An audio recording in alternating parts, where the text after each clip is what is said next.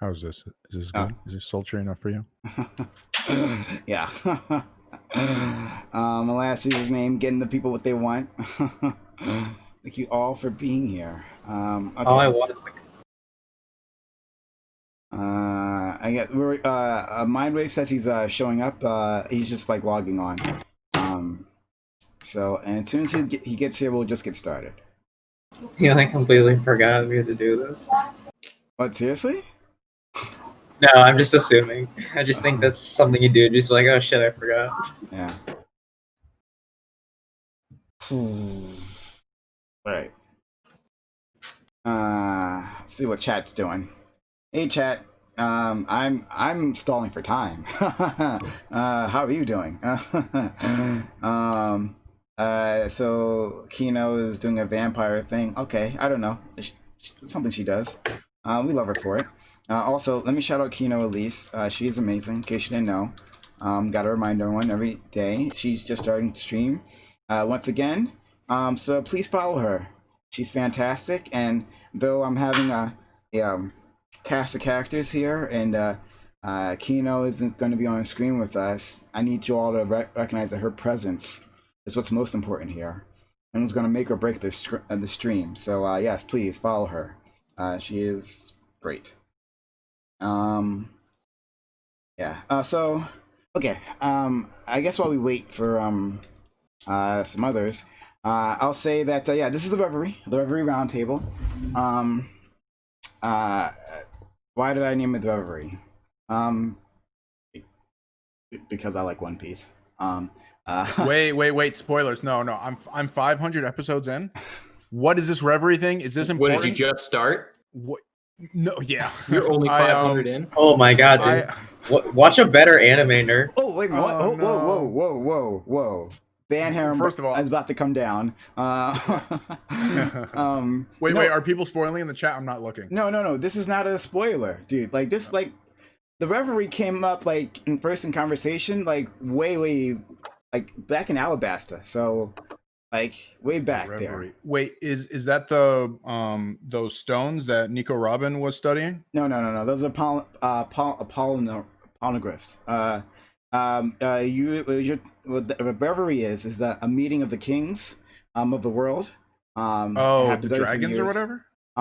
Yeah, with the dragons, but the meeting of the regular kings of the world. They all come to the capital. Okay. So yeah, that's it. It's not a spoiler at all. It's just a meeting. Okay, just making sure. Of great minds. I just saw Don Flamingo go down, and that's sorry. Whoa! I mean, I just saw a fight that had Don Flamingo there, and who knows if he won or lost? Maybe Luffy lost that one. I don't know. Yeah, the Reverie. Yeah, it's not a spoiler, but yeah, you're way far in it. I know. Okay, you're fine, and I don't know why you don't even know what this is, but okay. It's going to become important. I got it.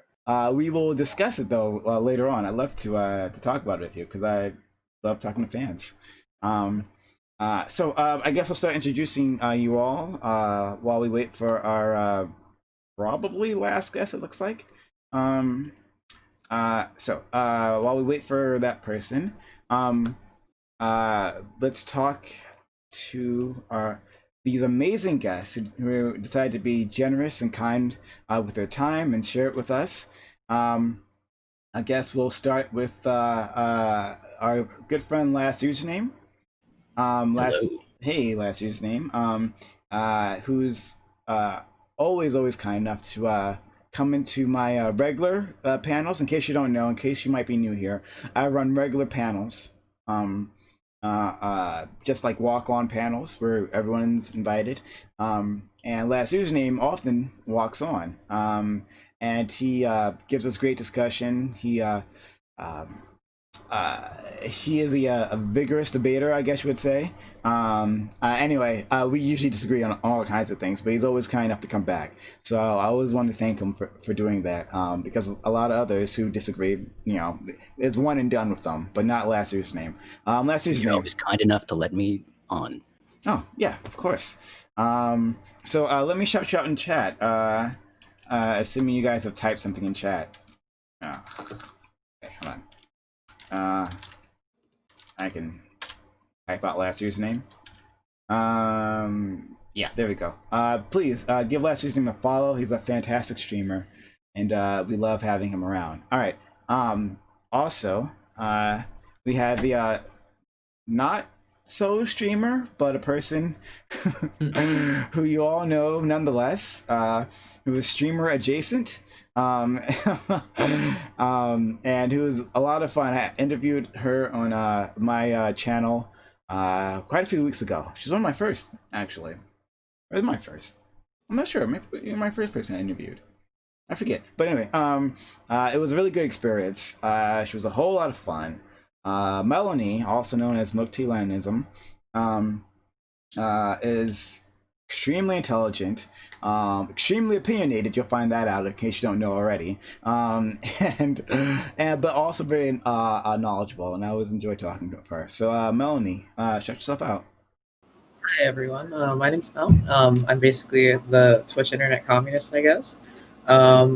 I pretty much just hang around the panel scene and Twitter, and I just talk about communism, things about my personal life. That's pretty much it.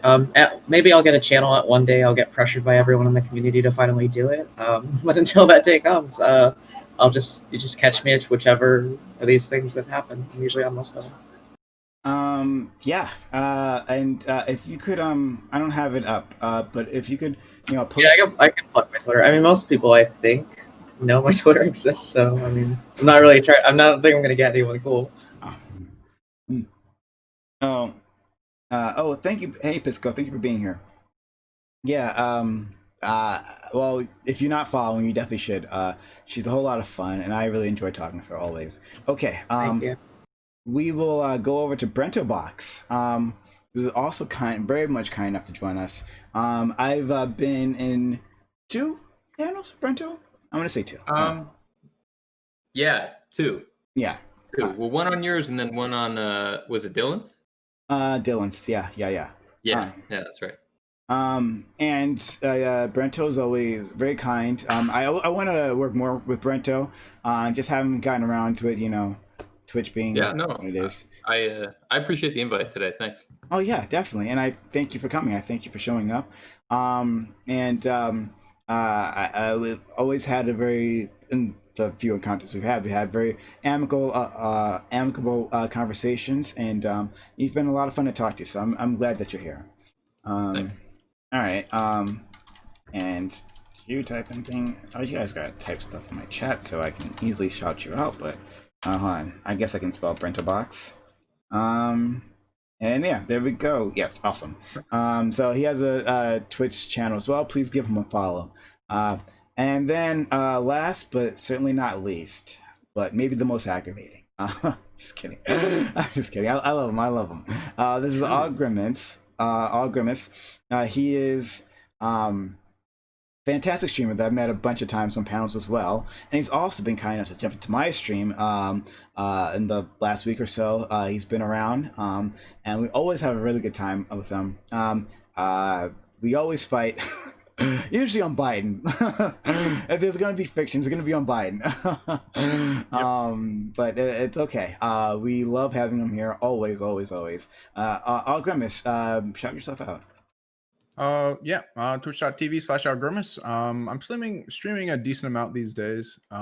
Just a liberal. I like capitalism. Okay with socialist programs getting boosted. I'm all about equality of opportunity. Okay. Yeah. So I really enjoy having all these streamers here with us. So I don't know if anyone else will actually be joining us. So it might just be us. That's okay. I value each and every one of you who've been kind enough to join me here on online, and also in the chat. Those of you who are talking, those of you who are lurking, all of you. Thank you so much for being here. I really do appreciate it. Okay. So I guess maybe we'll start off small or light. Logic has recently signed on to Twitch as the exclusive contract, the first of its kind, as I understand it, for a musician. And apparently, according to him, worth 7 figures. Oh, wait a minute. We got another one. Hold on 1 second, guys. Literally at the last second. Hey, it's my favorite game. So you won't be able to hear him yet. He's got to jump into the voice chat. But yeah. So he's gonna be here in a moment. So yeah. Logic has just signed up. No, here he is. Hey, Mindwaves. Hey, sorry for joining late, dude. I literally just woke up. I'm fucking. I told you, dude. I told you. He's like, he just fucking was asleep like a dummy. Yeah, my bad. You're so predictable, dude. Yeah, well. We're so glad that you actually made it. So thank you for being here. I guess I'll shout you out. I just finished shout out with everyone else. We were just getting started. So you didn't actually miss anything. So move the oh, okay, yeah, I'll do that. 1 second. Let's take away that. Okay. So this is Mindwaves TV. I think most of you know him. He's been around for quite a while. And I've worked with him. Like I think the first panel I was on, Mindwaves was on that one. And he was. I had known of Mindwaves, but I never really had the Mindwaves experience. And he doesn't let anything slip by. He will tackle. If you think you're making a bad argument, you will hear about it, no doubt about it. Guaranteed. But I think it's a whole lot of fun, and I really appreciate him spending his time with us. Mindwave, shout yourself out to everyone who possibly doesn't know who you are. Yeah, for sure. Thanks for having me on. If you guys don't know who I am, Mindwaves TV, you can find me there on Twitch and Twitter and everywhere else. Yeah, I do politics. I usually what you can expect from my content is basically just playing Terraria and usually hanging out in Discord with a bunch of my buddies talking about an array of political topics and other shit. So if you like that, yeah, check me out. And yeah. Fair enough. Thank you. All right. So I guess that's everything. All right. So I guess we started. Yeah. So we were just talking about bring up Logic and him getting that exclusive music deal worth 7 figures, a new type of deal for Twitch. And so I'm wondering, what do you guys think about what that says about Twitch's direction, where it's going? Do you think this will be a new regular thing? Because this is what Mixer did, which is, I guess, not a great sign. But they had a lot of very expensive exclusive contracts, hoping to bring some people in. They got a bump when, as I understand it, when Ninja came in, but it wasn't a massive bump. Most of his audience didn't actually see him transfer with them. Since I guess Twitch isn't looking to steal an audience from like another platform, they're really just looking to add an audience in. Maybe it'll work out better for them. Since this will be like a whole new thing for his music audience. So what do you guys think? This is a good thing? It's a bad thing? What's on your mind? Oof. I think it's a very natural thing. It's always what I thought Twitch was going to be. As far as like offering like 7-figure exclusive contracts, I guess I never thought about that. But I always felt like Twitch was just constantly growing and was going to become like a massive platform. Like, I think the only thing that Twitch is lacking is basically like a YouTube-esque feature to like actually watch like catered and,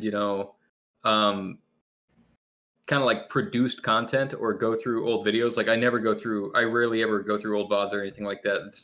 I never find stuff like that on Twitch. But I almost never watch anything live on YouTube. So like Twitch is live and YouTube is recorded. And if they could, like get all of the Infinity Stones and like get the one website that could do it all, then they would win. But yeah, I think Twitch is probably going to keep growing just from us doing things like this. Maybe not Twitch politics in particular, but the just chatting section I think is gonna blow up. Yeah, and I think that this is like the way celebrities are gonna be in the future. We're gonna have like a bigger insight on what they're doing and what kind of person they like really are, and what they can do in front of a camera when they act naturally, instead of just having produced content all the time. So, It seems like a pretty good decision on their end. Yeah, it actually seems like there's been a huge move from the music industry. Actually, not the industry itself, but just like individual artists to like come onto these platforms and sort of share a space with their fans and shit like that. So I've seen it from a shit ton of artists, whether it be like Danny Brown was on here, fucking who else was on here? Fucking bunch of different rappers. My favorite band, like the Contortionists, which is like some metal band, has been on here a bunch lately. The drummer from Animals as Leaders has been streaming on Twitch. I know this means nothing to like a lot of people that don't know those bands, but like fucking yeah, I've seen a shit ton of musicians. I love come all to those, the I love all platform. those bands. I think what's interesting, like, so like I like obviously like capitalism's a fuck and I hate all this shit. But like if I were to talk about from like a personal perspective, like the music industry's kind of changed, right? Like you can't go outside and have a concert anymore. You can't like how do you get kids into music now, right? And like we've sort of seen like this rebirth of the music video. Because I remember when I was growing up, like it was on MTV and VH1, and that was like where you saw music videos, like Headbangers Ball and like shit like that. But music videos started to die, right? And they were only like something that you'd see on YouTube. But like ever since the like pandemic and just people are stuck inside, I've watched like so many bands like just like do concerts, like on even like on like YouTube TV or whatever. I haven't seen all the Twitch people moving over yet, but I do think that like if you're in an avenue for music, it gives you like something to do, especially with your craft. If you have like a good recording setup or access, and like I don't know, maybe virtual concerts is like the future. Like maybe we're like actually seeing the death of like the live venue, which I think is really sad personally. Like as someone who's like played music like my whole life, and like someone who's like done a couple shows, like I mean, it's there's nothing better than doing that in front of people like outside or in a like a basement, you know, like. Yeah. I don't know, and maybe just because I was in bands and stuff, and like been around people that were in bands and stuff, so like I don't know. But, Yeah, I don't think live shows will ever really die, but I do think that like a lot of bands will try to find other mediums to sort of connect in different ways, in ways that they couldn't through other formats, which is really cool. And we've had like a lot of like prominent artists on this platform before. I mean, Deadmau was on here for a long time. I don't know if he still is, but like yeah. I thought it was Dead Mouse. Wasn't it pronounced Mouse? I don't know. Whatever. I don't fucking follow that shit. But what yeah. are they like? But what are you that like? Are you hoping that they're gonna like just like be streamers? Because I know like I don't know. Like, I hate Roddy Radke, but he like just streams. Like that's a thing that he does. I mean, you know who is my. I think they will. I think to some degree, like, well, it Like, depends for each but band. he's or like whatever. streaming, but like Ronnie Radke's like streaming on a celebrity, right? Like I don't think like the lead singer of like the fucking like I don't know like cattle decapitation can just go on Twitter and start playing Terraria like you, right? Like as cool as I want that to happen, like it's just not gonna work. So like I think the system is good for artists that are like super well known, but I think it's like kind of a detriment to people that don't have, I guess, like the clout tokens, right? Yeah, it just depends on whatever they want to make out of it. Like I know the Contortionists, for instance, aren't really doing it to like be streamers, but they'll come on and they'll do like AMAs or interact with fans for like a couple hours and then get off, right? Which I think is really cool. Yeah, I can't picture like a big rock star, superstar streaming for like 6 hours a day or something, but maybe just like occasional streams, or they're having, they're chilling out anyway, unless you turn on the stream and let the fans join in, things like that. Mm-hmm. I assume that's the kind of thing he's going to do. Yeah, it's crazy the fact that like just random people, you can just Matt Dillahunty, he's like he does some kind of atheist experience. Yeah, atheist experience. It's just like I'm strolling through Twitch and I just see him and it's like I've seen him at like talks, and like major things, and he's just like playing Subnautica. It's like it was like 30 people talking to him and he's not really trying hard, and it's like wow, it's crazy. And I saw Chelsea Manning on here the other day. Now Chelsea Manning's streaming. It's like you're the person from the news, and it's like yeah, dude, Chelsea Manning, hell yeah, more trans gamer girls, all right, come on, crazy. So. It's just funny how casual it is, like these. I think it's awesome. Figures. I love it. Fucking yeah, and honestly, anybody on the platform, I think, should be happy about it, because like the number one issue with Twitch has always been gaining a non-endemic audience, and like this is exactly what you want if you want to get people to come to the website and like start becoming new users. So like these people are going to be pulling in people that aren't coming here for gaming or what you'd normally expect from Twitch and stuff like that. So I think that that's really, really good for the market space I of think Twitch. I think the Chelsea Manning thing is actually a really important thing, right? So like this is a person who went through probably like more hell than anyone could ever imagine. Like her whole journey is like pretty fucked, right? Like, you know, like interrogation, solitary confinement, like her treatment through the media, like the scrutinizing of her like identity, like when it all happened. Like she just went through a bunch of shit. And now she just hangs out and she's just like playing like Red Dead Redemption 2 or whatever. And I actually sat in there for about an hour and like she just is just playing a video game and just making comments about the video game. It is like the most normal, like there's no like people like obviously aren't saying gamer words or anything. Like it's just like it's such a passive thing that you don't think about.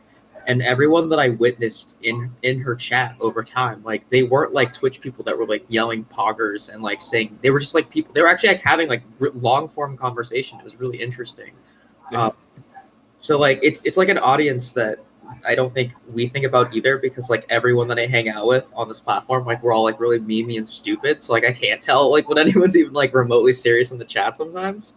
But like this was just a different thing to see, right? And I think when you have such an open market for people that like not like the non-demographic that you're trying to reach, you actually end up like making diversity like better, because like, you know, if Chelsea Manning can sit in here and like fucking play video games, I don't know, maybe more trans people can do it. Maybe we won't have another like, you know, ferociously Steph thing. We won't have to have all this like weird liberalized forced inclusion. Like we could just have people existing in a space and we just make it a good space because we're all like good people and shit, right? Yeah. So like I just think that the Chelsea Manning thing's like horrendously like impactful, because like we've seen how this platform has like treated like trans people before. And so like just having someone that's like not receiving maybe the same amount of treatment, or maybe they have mods, I don't know, maybe they're doing things better than all of us, but it's just an interesting thing to sort of think at. And plus, I don't know, I'm a trans person, so on this platform, so like, you know, Chelsea Manning's on here, right? Like, you know, we fucking all should be here. Yeah. I love I think the best part when we're talking about people who are generally known for non-gaming, non-streaming related activities, I think the best part is just being able to interact with fans in a way that you can't otherwise. Like in a real-time environment, you know, like you can interact with your fans on Twitter, you know, but it's just text, and it's more impersonal. But like now you're actually doing an activity with them, oftentimes if you're playing a game or something, right? And something you just connect with on a personal level, because like, yeah, you see Chelsea Manning just like hanging out and doing like a normal thing. Obviously she was always a normal person before, but the reason why it's significant is because she made such a national splash doing the brave things that she did. She seems a bit larger than life, right? And so the artists, music artists as well, they seem larger than life, where, you know, they put, you know, their pants one leg at a time. I put my pants on two legs at a time. I don't know if anyone else does that. I actually do put both my pants on two legs at a time. You can do that. That's like not a hard thing. Hey, Prime, we all want to know how you put on your pants. You're gonna do pants stream one day? He takes a long time on his ass because it doesn't fit either, right? Like Dude, there's hey. But yeah, so like it seems like these people are larger than life, but, you know, they're just regular human beings. So I think it'll be a good way of humanizing them in a way that, again, YouTube can't, or YouTube often doesn't, I should say, because in YouTube it's like we were saying before, it's that curated version of you, like a more curated version of you, with like the fancy lighting and the jump cuts and all that stuff, right? So then you're just forced to just talk to people on a regular basis, and I think it'll do well for their audience. I think it'll do well for the content creators, assuming they have good mods, because otherwise you'll get, you know. And all after that, last username, try refreshing, because I see everybody. If you can't see me, just try refreshing. Oh yeah, I can't see you either, by the way, Brian. But I mean, it's fine. I can see on stream. Oh, okay, that's weird. Yeah, I can see all of you. Yeah, it's still blank. Oh, you might, yeah. Camera will only go to one. Okay. If you guys can still hear me, then We can hear you. okay, great. So my waves, can you see me? Yeah, I can't see you, but I have your stream pulled up anyway, so it's up to you. All right. Well, that's weird. All right. I guess we'll just roll with it. Yeah. So I guess that's mostly what I wanted to say. And then in terms of the marketplace, yes, like the more people who are within the Twitch ecosystem, the better it is for every single one of us, because maybe, just maybe, they might wander into one of our streams and then hit that donate button, which is something you could do like right now. I mean, that'd be cool, right? But all right. So unless, does anyone else have anything else to say on this issue? I want to talk about Chelsea Manning. I haven't even thought about this person in a while. But didn't she? What did she do again? Did she leak a bunch of information about what specifically? So basically, she leaked a flash drive of a list of U.S. actions in the Middle East. A lot of them were basically like torture that we did, war crimes that we committed, things that we covered up. And she was working as an intel officer at the time, and basically she just like got really upset at seeing the things that the United States was burying, and so she copied the information, took it, and just gave it out. Sent to WikiLeaks. Because at the time, like, WikiLeaks was the only place that would publish those kinds of cables, right? Like, if you're just like an average person with a flash drive of cables, you can't just drop it in a Dropbox somewhere, right? Like, there has to be like a proper way to like decipher and recode things. And so WikiLeaks deals in cables. So that's primarily why it's used. Like, I don't really like WikiLeaks politics per se, but like that's the reason why she chose that specific arbiter as well. Yeah. But now that I think about it, has WikiLeaks managed to keep anyone a secret? Like, any of those? Nope. Yeah. No, yeah, it's kind of a shit mess, but I mean, well, they leaked they ended up leaking a lot of shit that ended up jeopardizing Chelsea Manning. I think that it like shouldn't have been leaked. But it's kind of like, I don't know, because her sentence actually was like supposed to be like overturned or whatever, right? But then like a bunch of stuff that was found leaked that was about her that like didn't, like, it wasn't like an indication of her wrongdoing, but it was just like, oh, well, you can't really punish you don't punish this person for X, X, Y, and Z or whatever, you know? It was like, I don't remember like what the measure was, but she ended up like, I think, staying like 14 months longer or something due to like new charges, and I'd have to revisit the case, but yeah, I don't know. It was a big deal. I don't know. Chelsea Manning's like still like held as a hero for like a lot of free speech advocates, like people on the left, like Mark. I don't know. So yeah, and she suffered like torture. They kind of they did sleep deprivation. I know at least to her. I'm not sure if they did anything else. They like tortured her, but then like once they found out she was a trans woman, it got like actually worse. Like people were treating her like probably like even more shitty, because it's a lot easier to like, under a lot of legal pretenses, like how like trans women are treated in prisons, there are things you can legally do to trans women in prisons that you could never do to other people, just based on like how we exist legally in a lot of systems. So I mean, yeah, she went through like a fuck ton of shit that's really bad. What are some examples of that, just out of curiosity? Like just, she was just like torn away, like solitary confinement. She wasn't given access to like medical stuff, so like she didn't, like, a lot of people will not like let you transition in prison, right? Like you, like, even if you're legally allowed to, and like you saw a psychiatrist, like they'll find, like, prison systems will find ways to like not give you your drugs or give you placebos, so you think that you're like improving in a better over time, because like you're trying to cure your dysphoria while you're in prison, right? But then you end up not fixing it, and then you just like, it just builds up because you're in a fucking box, dude. Like, it's also the prison aspect. Like there's like there's super high rates of like trans related like attempted suicide in prisons because of like the way the legal and prison system treats like trans women.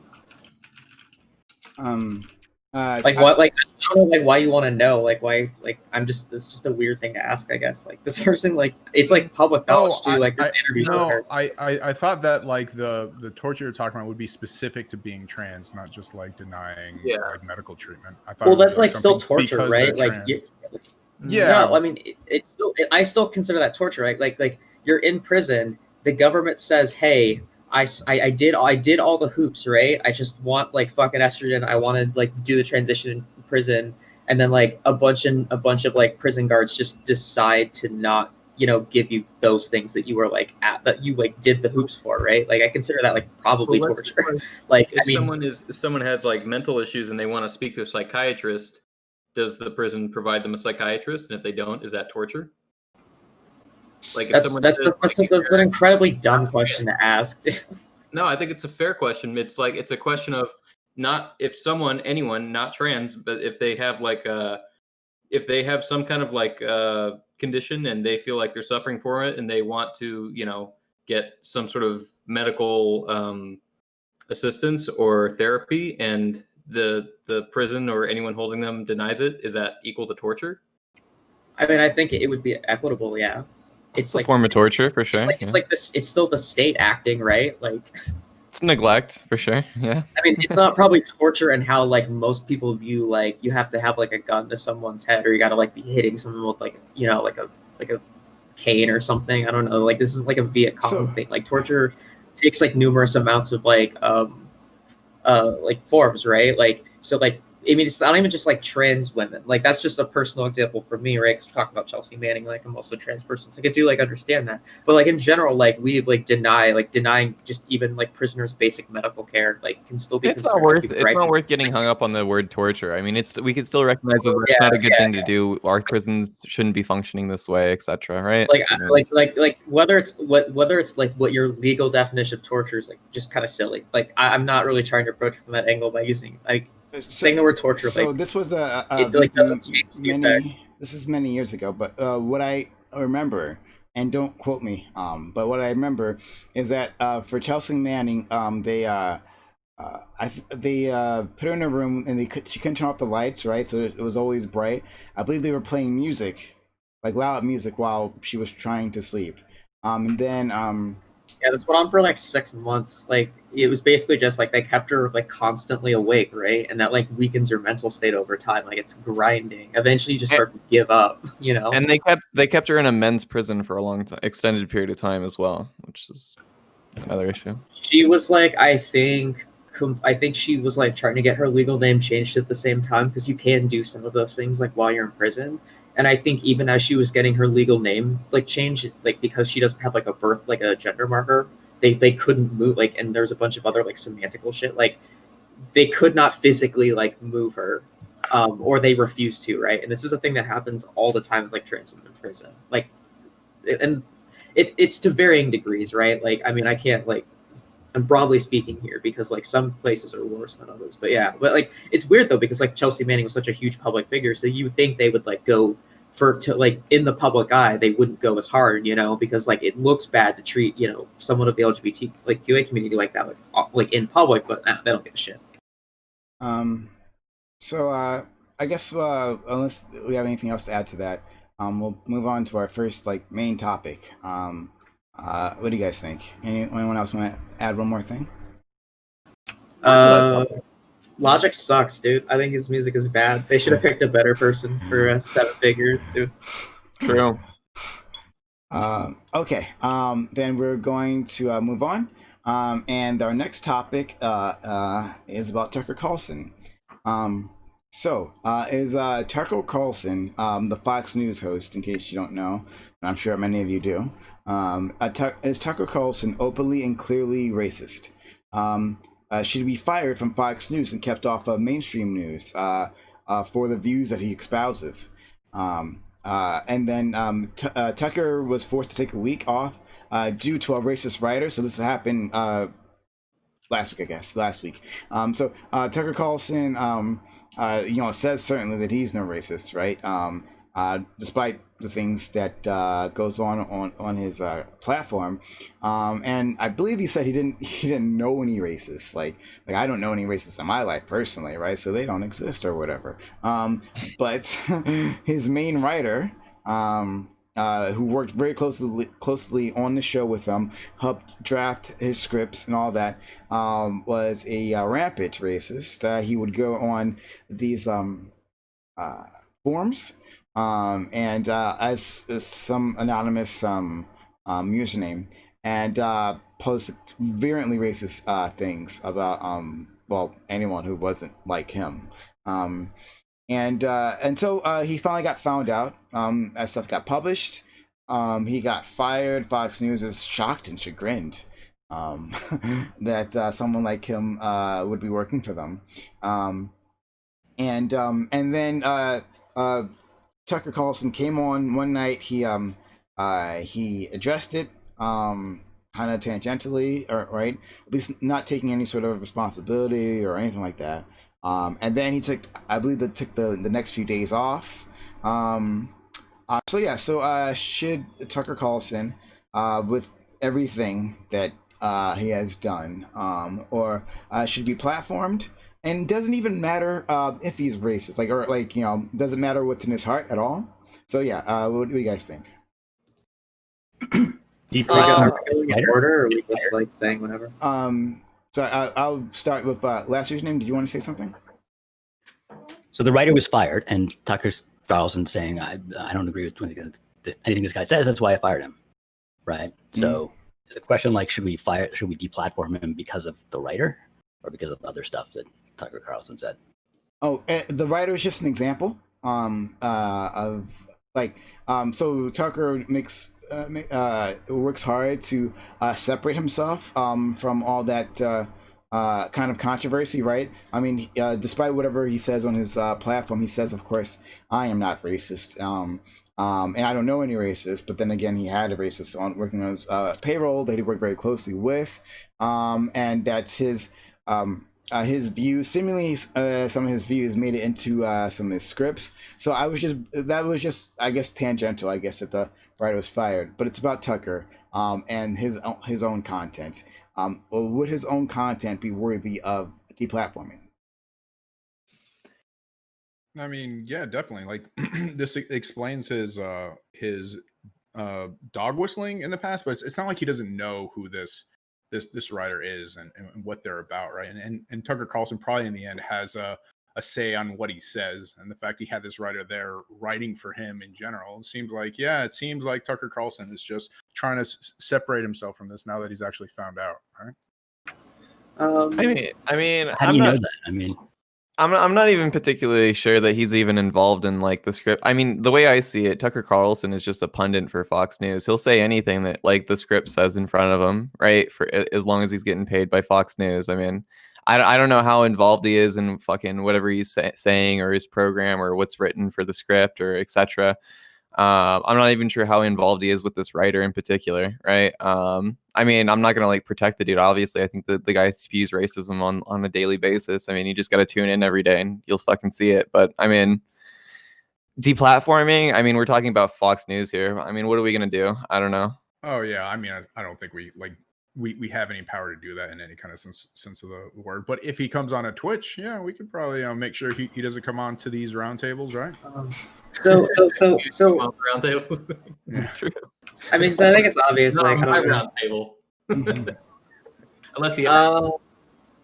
So yeah, I fuck, dude. I guess like Tucker Carlson, like, yeah, he's a racist. He's kind of a piece of shit.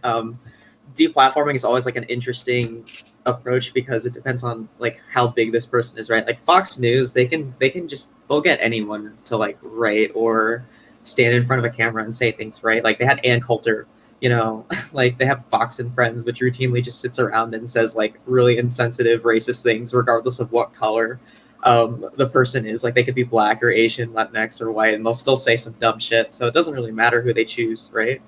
I think the best thing we can do is instead of deplatforming, like sort of like using him as an example of like how rhetoric is used, right? So like I would much rather have people like, we can't deplatform, obviously, we're just Twitch Andes, and like the FCC and the corporations, like there's too many like things at play that would prevent anyone from like, I mean, we'd have to like do some pretty crazy stuff if we wanted to make him actually go away in Minecraft, but no one will do that. So at the best length that we can do, right, is we can just like pass his clips around and be like, hey, this is clearly like dog whistling for white supremacy, or hey, like these are fascist talking points. Because a lot of these people, like your family, your friends, and like your neighbors and shit, so many people don't know what those are, right? So the more we tell people, the more we keep people informed, and don't like sort of frame it as like we're taking away free speech, but just like, hey, like these are things we shouldn't have permissible in a society. Like that should be like the solution. Because it's really hard to take racist thing that Tucker Carlson has said. He's implied a lot of heavy-handed, like feelings about like black people, like specifically. Like What it's, did he say? I don't want to like repeat dog whistles, but like Well, I don't know. Why I not? mean, Would you like me to send them to you? Like I just don't want to like no, platform dog you should be whistles. able to like Yeah, like he what's said an that example? dumb shit Using like the racism, you should be able to specify. immigrants are dirty, like a whole bunch of things like that, right? It's been a Like, really it's long like- time since I don't really like, pay like- attention like to it's Tucker a Carlson, super- but a like, lot it's of things just come like- up. It's just like super coded, right? So like he does a lot of that shit that like he talks like a lot about like, well, if black people like want separatism TM, why can't white people have separatism TM? I guess like that's like those like tried and true like always using what? What about that one time when audio clip of him came out where he called Iraqis what was it, a semi-literate primitive monkeys? Yeah. Like I don't know, that's pretty fucking racist. Yeah. No. That was the thing. And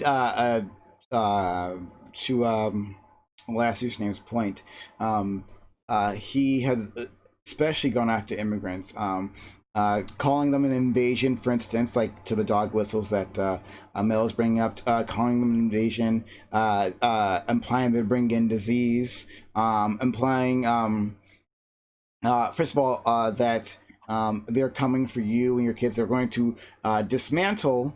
I'm not sure about this last part, but He likes to use the word like cultural Marxism, like too. Like he likes to refer to like anything like left of center, like Marxist, which is a very like old, like traditional, like that's like a huge dog whistle, right? Like that, and like cultural Marxism is like a super big like anti-Semitic one. It's like not just like because he hates lefties, but like it's the idea of like the like evil Jewish cabal, right? That's a big fucking JQ thing. That seems like kind of a jump because cultural Marxism is something that exists and that It actually doesn't exist. That is a anti-Semitic dog whistle, Brento. No, it's not Mel, true. You're just catastrophizing. No, that's not catastrophizing at all. I can literally bring you up like the where the origin of the word. It's anti-Semitism. I know this has nothing to do with Tucker Carlson's like direct actions or like it's nothing that he did, but like I mean David Duke and fucking Richard Spencer have come out and been like, yeah, this is like the best pundit we have on like fucking on national television because he speaks towards the issues of the white man, et cetera, right? Like I don't know, dude. It's pretty clear who his audience is. Like it's very direct to decide what he believes. I don't understand. It doesn't matter whether he believes it or not. The fact that he's using that rhetoric is dangerous either way. Like, why does it? Like, I don't care about like the intention or the heart of the person if they're going to spew this kind of garbage, right? Wait, if you have a problem with Marxists infiltrating the United States, especially when we love our democracy and capitalism, it doesn't seem like to be very productive to say it's anti-Semitic, right? That seems like it's a what? That's not what cultural Marx. That's not. You're completely missing the definition. I'm just too. reading Wikipedia here. You're sorry. right. That's cultural Marxism. What? It's an anti-Semitic dog whistle. Like, do you want to like go through the? I don't want to go through the history. Like, this is not what I came to talk about. Is there a Wikipedia I can look at? Is there like a communist Wikipedia that I can check out and get the definition? You've never heard of the historical precedent of cultural Marxism being a dog whistle? No, I haven't. Not everyone has. So there's cultural also- Marxists, Like if your hold on. response grimace is to look for a Wikipedia article instead of just like you can Google the term, So, you can look for the That's history what I yourself. did. You don't The need first to result use, was Wikipedia. guys. So you use Wikipedia. guys, Oh my God. guys. Mind Waves seems like he wants to talk. Go ahead. So cultural Marxism is usually like used as a dog whistle because a lot of these white nationalists and Nazi types sort of link communism and socialism back to what is it, the Frankfurt I forget the name. The Frankfurt School, also like the Reichstag fire, like the false flag that like sort of started the Nazi party, was blamed on a Jewish person, and they called him a Jewish communist, right? Exactly. So it was the idea that Jewish communists burnt down the Reichstag. And so it was the reason, like, and so they framed it as cultural Bolshevism, like, because at the time communists were the Bolsheviks, who were the predominant power structure in 1920s, 1930s Russia before it became the Soviet Union. So that was sort of like the fear that like the communist Jewish cabal was going to come into Germany and take everything, right? It was also like a fear of Slavs. It was extremely racist, and that was sort of like where that dog whistle has sort of been passed down, right? Like, a lot of like even Americans like caught on to that too. Like it was like an old like 50s or 40s term where like if you were Jewish, you were automatically a communist, and this was like in America in the 40s, right? Because like people saw propaganda like there were sympathetic Americans to that kind of propaganda. Like it did exist. Like not everyone in America was like Hitler bad, like Jews bad. Like there were pockets in American life and society that were like still kind of okay with like Hitler. They weren't like rooting for him or anything, but like they weren't virulently against it, right? Like that's also like a propaganda thing that we paint like World War II America as like we're fighting the bad guys, TM, but it was like way more complex than that, right? Like there were like actual Nazi marches in Washington in the 30s. And there are other dog was also similar to that. Like for instance, globalist is another one that's used on. Globalist is like a huge like it's the idea that like it's the global Jewish cabal, right? It's the cultural Bolshevism spreading around the world. Like it's like the oldest like dog whistle too. Like Robert Icke, like the concept of globalism without saying globalism. Like just because something is a dog whistle because it was used in some particular meaning in the past doesn't mean that it necessarily means that. No one that talks about world issues says globalist except for like they do. Right? No, they don't. Well, even in academic circles, my guy, they do not. I say things like no, I'm not wrong. Market, right? No, like even in academic circles, dude, they don't say the word globalist. You would just say globalism, right? Yeah, you would. Like this is the problem with the inherent problem with the concept of dog whistles. It's just a license to put any meaning into other people's words that you want. That's not true. That doesn't happen, dude. That doesn't happen. Platform. Oh my god. You're like illustrating perfectly why this concept is not something that we can take seriously. Because it's just, you know, it's. So what's the point? So then how am I supposed to explain racism to people that are actually like tone deaf to racism, right? Like what? How else can I do this? Like I have to like basically do I have to like physically pull your hand to Fox News and show you racism? Do I have to show you the footage of black folks getting shot in the streets? Like this is some dumb bullshit, right? Like people actually fall for these dog whistles. Like you think that these things are like made up fucking words, but it's not even true. It's not. Okay, last year's name. What are you gonna say? Make your point, please. You can explain racism, but you can't just accuse people of racism and use the fact that they said a perfectly innocuous word like globalism. Globalism is not innocuous. How is it? Whoa! You're pretending like the word. You're pretending like that word in and of itself. Like he just like he went up stage and he just said globalist with no other context, and now he's a racist, right? Which is not at all what we're claiming. Not what we're claiming.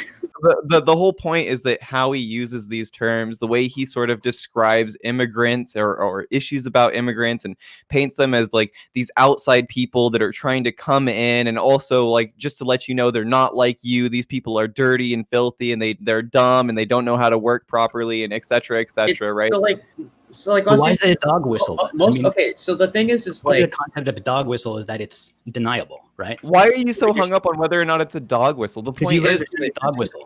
To just accuse people. Brought up the term dog whistle. Okay. I'm more concerned about him being racist than him dog whistling. I don't know. Okay, fine. Let's talk about that. What I'm saying, my whole point is that Tucker Carlson is bad because not only is he a blatant fucking racist, is he also dog whistles, right? Like he works a massive audience. Like that is why he is popular, because he is the pundit that can hit like every little corner of the Republican or like right wing sort of talking point and not have no one know, right? So like he can be overtly racist to people that like have like the most bare assessment of racism, and he can also like stance to people that are like more in the know, right? That's a powerful tool in propaganda, and like that's like what I'm saying is he can do both, and he's done both, and it's bad that he's doing both. You think that's why he's popular? That's 100% why he's popular. He's speaking to large. He's speaking. No. Bit of it. He's popular because he gives a conservative viewpoint in media. He's a outspoken conservative. That's it. That's why he's popular because he uses like really good like quality speaking techniques to connect to a broad audience. And that's what a childish view of like popularity. Childish. I mean, it is because why? How so? I literally reinforced your point by telling you why he's popular, not because he's conservatives like him. He's just he knows how to talk, dude. No, the whole point is I think Tucker Carlson is like not only one of the most like prominent like Fox News pundits, which is like probably like the biggest network for conservatives, but like I think he is like the most watched like conservative pundit from like any platform, isn't he? Like one of the most. Yeah, no, he is the most watched. Yeah, on on like cable. Yeah, he's Yeah. got the best slot on Fox News. So Yeah, that and makes I sense. mean, yeah, I don't know. Like, there's definitely a reason for that, right? I mean, like, he clearly resonates with like a lot of people. I'm not to say that like fucking everybody that watched Tucker Carlson is like a white nationalist or like a secret Nazi or whatever, but like the thing is that the reason why we're pointing out these dog whistles is because not everybody picks up on them in the same way, right? That's kind of like the utility of dog whistles. A lot of people can watch Tucker Carlson and not sort of like get those dog whistles, not sort of get the sort of Blatant definition, but underlying they sort of start- like yeah. white supremacist sort of like talking points, but like the white supremacists that do listen to him will pick up on these things and feel emboldened by it. That's the whole point. Yeah, he sort of like appeals to like the level 1 racists who don't even realize they're racist and think they're not racist, but at the same time also appealing to like the level 10 racists who are like, yeah, Right. I'm racist, and like He these also, are like- the terms that I know what you mean, Tucker. So, Well, like yeah, he I also understand. like gets more people, right? He pushes people to think beyond like what their usual scope of like being a bigot is, right? Like it is like a rabbit hole in itself. Like so, like if your idea of being a bigot is just like, man, I don't like this person because they're different than me for X, Y, and Z. But then Tucker Carlson is giving you like these reasons why, right? You know, it's because they are different. It's because they are dirty, they're filthy, they're not intelligent, because they are not us, they are not American. It sort of goes like, yeah, so now I really don't like these people because like I think a lot of people like from every angle like has some sort of prejudice, or like we all have like a bigoted thought, like we've all like been sort of at odds with like another person or group of people, right? But like we all try to be our best and undo those kinds of like thoughts and don't say those fucking things, right, to be better people. But like when you have someone in your ear constantly telling you over and over and over again like a subversive message, and you not really breaking that sort of thought, you just start to believe all this stuff after a while. Like that's why propaganda like on the right is like a super huge thing. I think what they were trying to tell you, Brent Boxon, last username, I think what everyone else is trying to say is that these dog whistles, especially, they provide plausible deniability, right? Because a reasonable person might come to last username's position, right? Especially if you don't know the history of these words. If you're just taking them on face value, something like globalist doesn't sound particularly an issue. Like, you know of globalism, right? And so globalists wouldn't set off any alarm bells. But Wait, is there some difference? well, Is so a globalist someone who believes in globalism? Well, globalism as like a definition is fine, right? Like no one argues that like just globalism is bad, but the problem is like the word globalist and how it is used in context now has become a dog whistle, right? Like it's a recent thing, and it doesn't Can I- mean everyone's Like saying it's a anything. dangerous Globalist idea, is and if it also spreads, globalist it's gonna should like. be okay as well. I wanted to reply to Prime really quick. So you're saying that like dog whistles, provide plausible deniability, but like when you accuse them of people, they also essentially like provide irrefutable guilt. Like if you just accuse someone of always dog whistling, everything you say is a dog whistle, then you can basically hold them and say that they're guilty, and then they could never possibly refute it.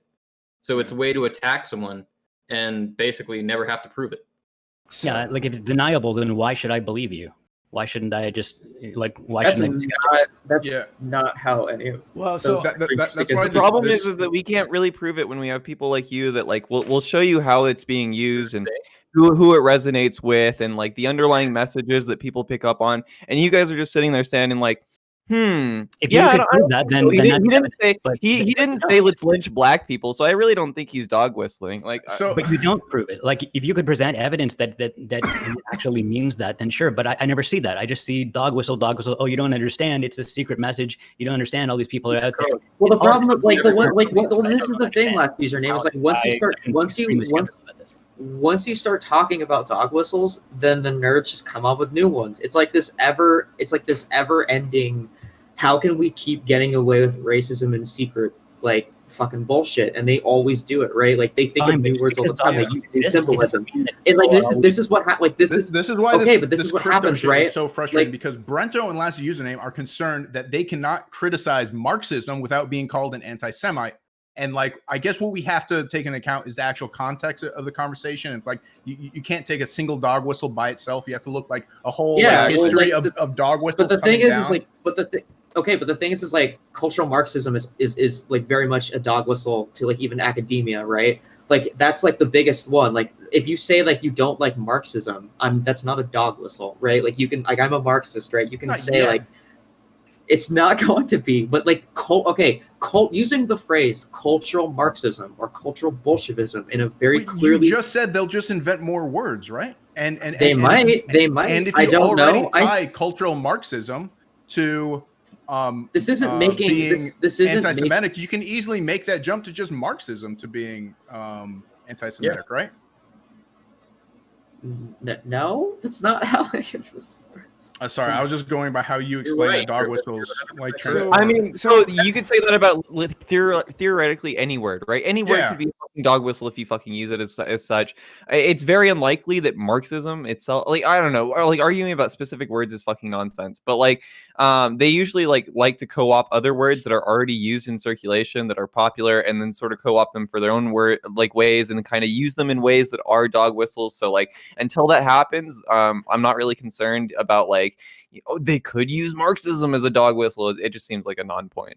I guess an example of this would be Ronald Reagan, right? So so often with these dog whistles, it's context, right? So I think what you're saying, last username and Brento Box, isn't completely unreasonable. Especially again, if you don't know the history to any of these terms, right? Then I think your perspective is not completely out there. But I would say that's reasonable if I do know the history. Okay, so I don't think the history matters. Oh, all right. Well, that's okay. That If takes the person things saying to- it doesn't know the history, Okay, so then how could they be using But it as some people do though. That's the like that is like the some inherent. people do, some people don't. Right, and I'm not like disagreeing that there aren't like inherent problems, but you That's- guys are being like really overly semantic of like you're trying to like come up with like A fucking Nazi doesn't need to understand the full history of like fucking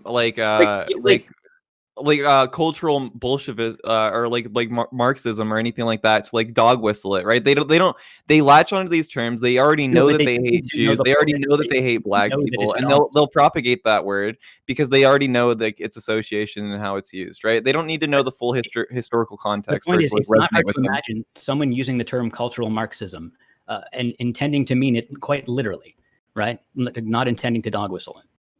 there's no Regardless- other meaning outside of cultural. Yeah, there is Marxism. another meaning. What There's is, definitely a no, popular there meaning. isn't. No, you. So this is- the only this other is person right-wing I've seen the only other person I've seen that tries to use cultural Marxism in a way that is like you could argue isn't dog whistling towards white nationalists is like Jordan Peterson, and not even he has been able to fucking give a definition of what the fuck he means when he uses it. So I don't know. Maybe you could. I don't know. So okay, let me give you an example. I mean, and it sure, I can actually plays to your point. It plays to both of your points, both sides here, right? States' rights. Okay. Ronald Reagan, when he was first kicking off his presidential campaign, he did it in Philadelphia, Mississippi. Not Philadelphia, Pennsylvania, Philadelphia, Mississippi, right? Who the hell would go to Philadelphia, Mississippi? Who knows that that's a town that exists, right? Why would you go there? Well,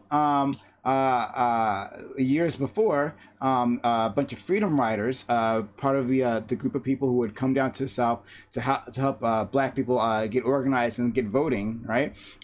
3 freedom riders came down there and they were murdered by the Klan, by the cops, brutally. And then they were found later on, right? So Ronald Reagan makes the deliberate choice. This is not a mistake. You don't stumble upon Philadelphia, Mississippi. He chooses to go to a small town, right? And he gives this big speech about states' rights, on how to handle these things, right? And states' rights becomes a dog whistle, right, for this southern states having the ability to hold on to their Jim Crow past, right? Because those states would not have chosen, at least not in any foreseeable future, right? They would not have chosen to give up the Jim Crow system. They had that was forced upon them. Same with slavery, right? Giving those things up was forced upon them. So states' rights became the dog whistle for supporting those types of policies. Now, to your point, though. but to your point, Ronald Reagan made states' rights into a dog whistle. No. I don't think he was the first person who invented it. But the point is that other people have used it. So I'm sure maybe you or Brento Box may have used the word states' rights and not have intended to mean anything else by it, right? Because I don't think you two are bad people. So but that's the whole point. Dog whistles mean different things to different people. Like if you don't know what to listen for, you won't hear it. That's why they call them dog whistles. Does that clear things up at all? We know what dog whistles are. We understand this. You're making my point for me.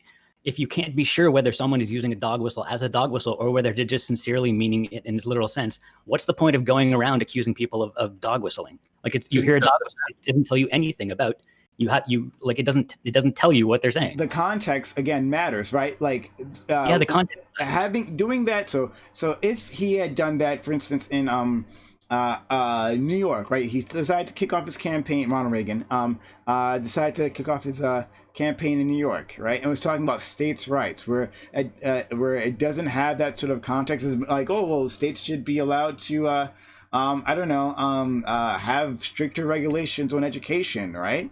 But he wasn't talking about that. He didn't do it there. He did in Philadelphia, Mississippi, that has that history. So within that context, right, you use your context clues, and you can understand what he's actually talking about, right? You're reading between the lines.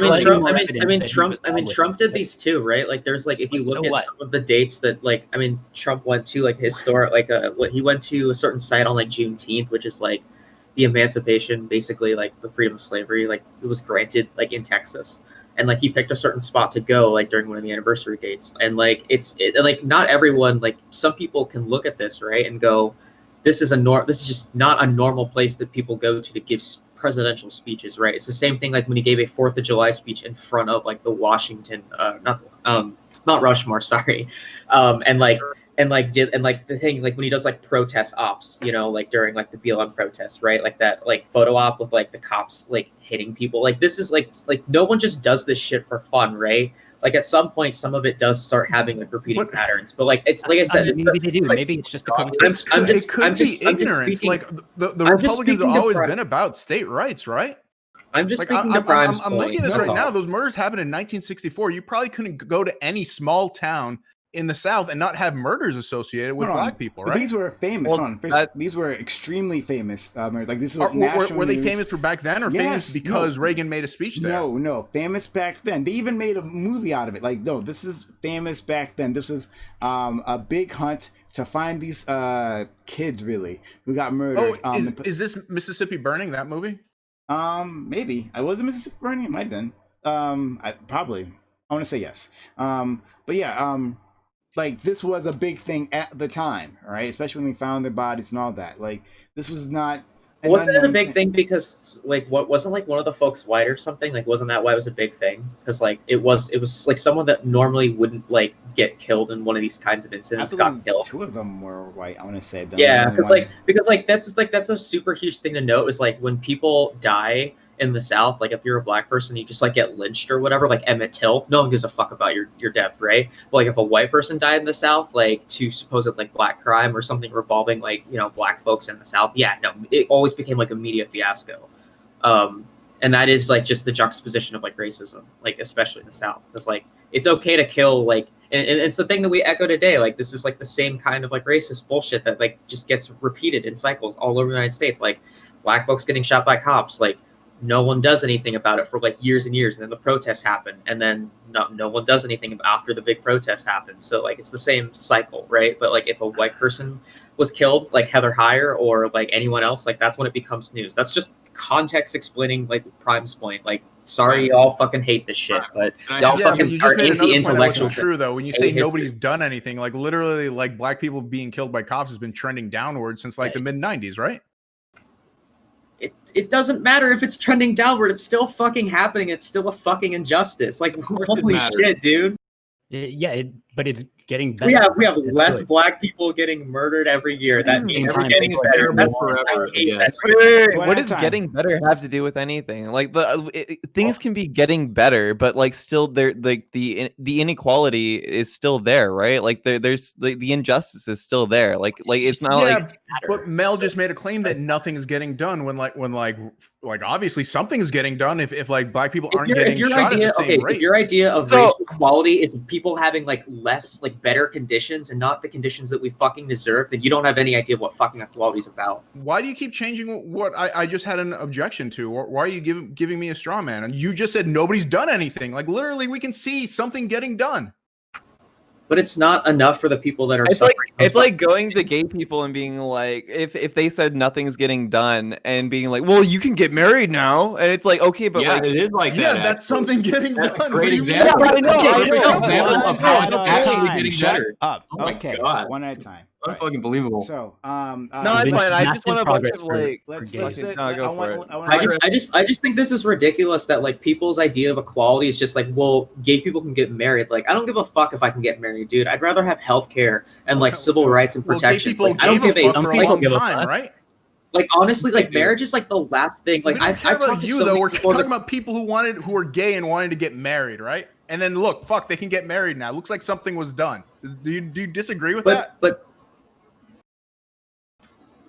Or The whole, is point, it- the whole point was when Mel said nothing, she didn't mean literally nothing. Like literally, like 0% has like of anything has ever been fucking done. That's what The nothing point means. was the point was is that we haven't like actually made any substantial stance towards true equality for these people. That's it. That's not right? true. They're still oppressed in like very meaningful ways. Like the underlying reasons for oppression are still there, and we still haven't tackled that problem. So, okay, Brento, and then last username. I want to make sure you guys, Yeah. well, like I also don't like this whole idea. No. Let me. I want Brento to respond. Go ahead, Brento, please. Yeah. Well, Prime, I just wanted to say to you, you were explaining to last username and I what dog whistles are, but we know what they are. Okay. And like people say like, well, there's coded language to speak to small groups that understand them. Okay, but there's also another use for them, and another use for them is to accuse people of bigotry and racism in an indefensible way that they can never deny, so that you can be like, well, this person spouts extremely horrible racist rhetoric all the time. Where do they do it? Oh, well, it's all dog whistled stuff. You'd have to learn all this history and stuff. And it's like, oh, okay, sure. So they're just anyone can just be accused of anything terribly in an instant. But like, okay, so Brento, again, we've had relatively limited interactions, right? Yeah, that's true. But we've had cordial interactions, and if I was going to set upon the project of calling Brento racist, right, which I don't believe he is, I want to make that clear. Thank you. Appreciate it. If I was going to engage in that project, how would I do that? You're saying that it would be as simple as saying that everything that comes out of your mouth is a dog whistle. But how would I prove that to anyone, right? So you don't. You just get to spuriously say it. But Yeah, And people believe it, and it's magic. people don't just believe. Okay. People that Well, want no. to believe it.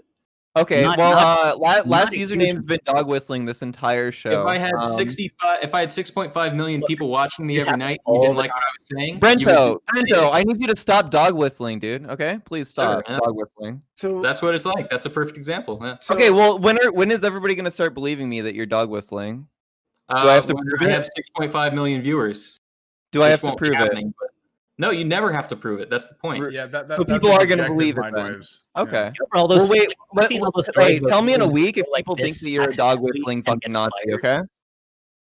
Okay. yeah. So my That's point. happened several times now.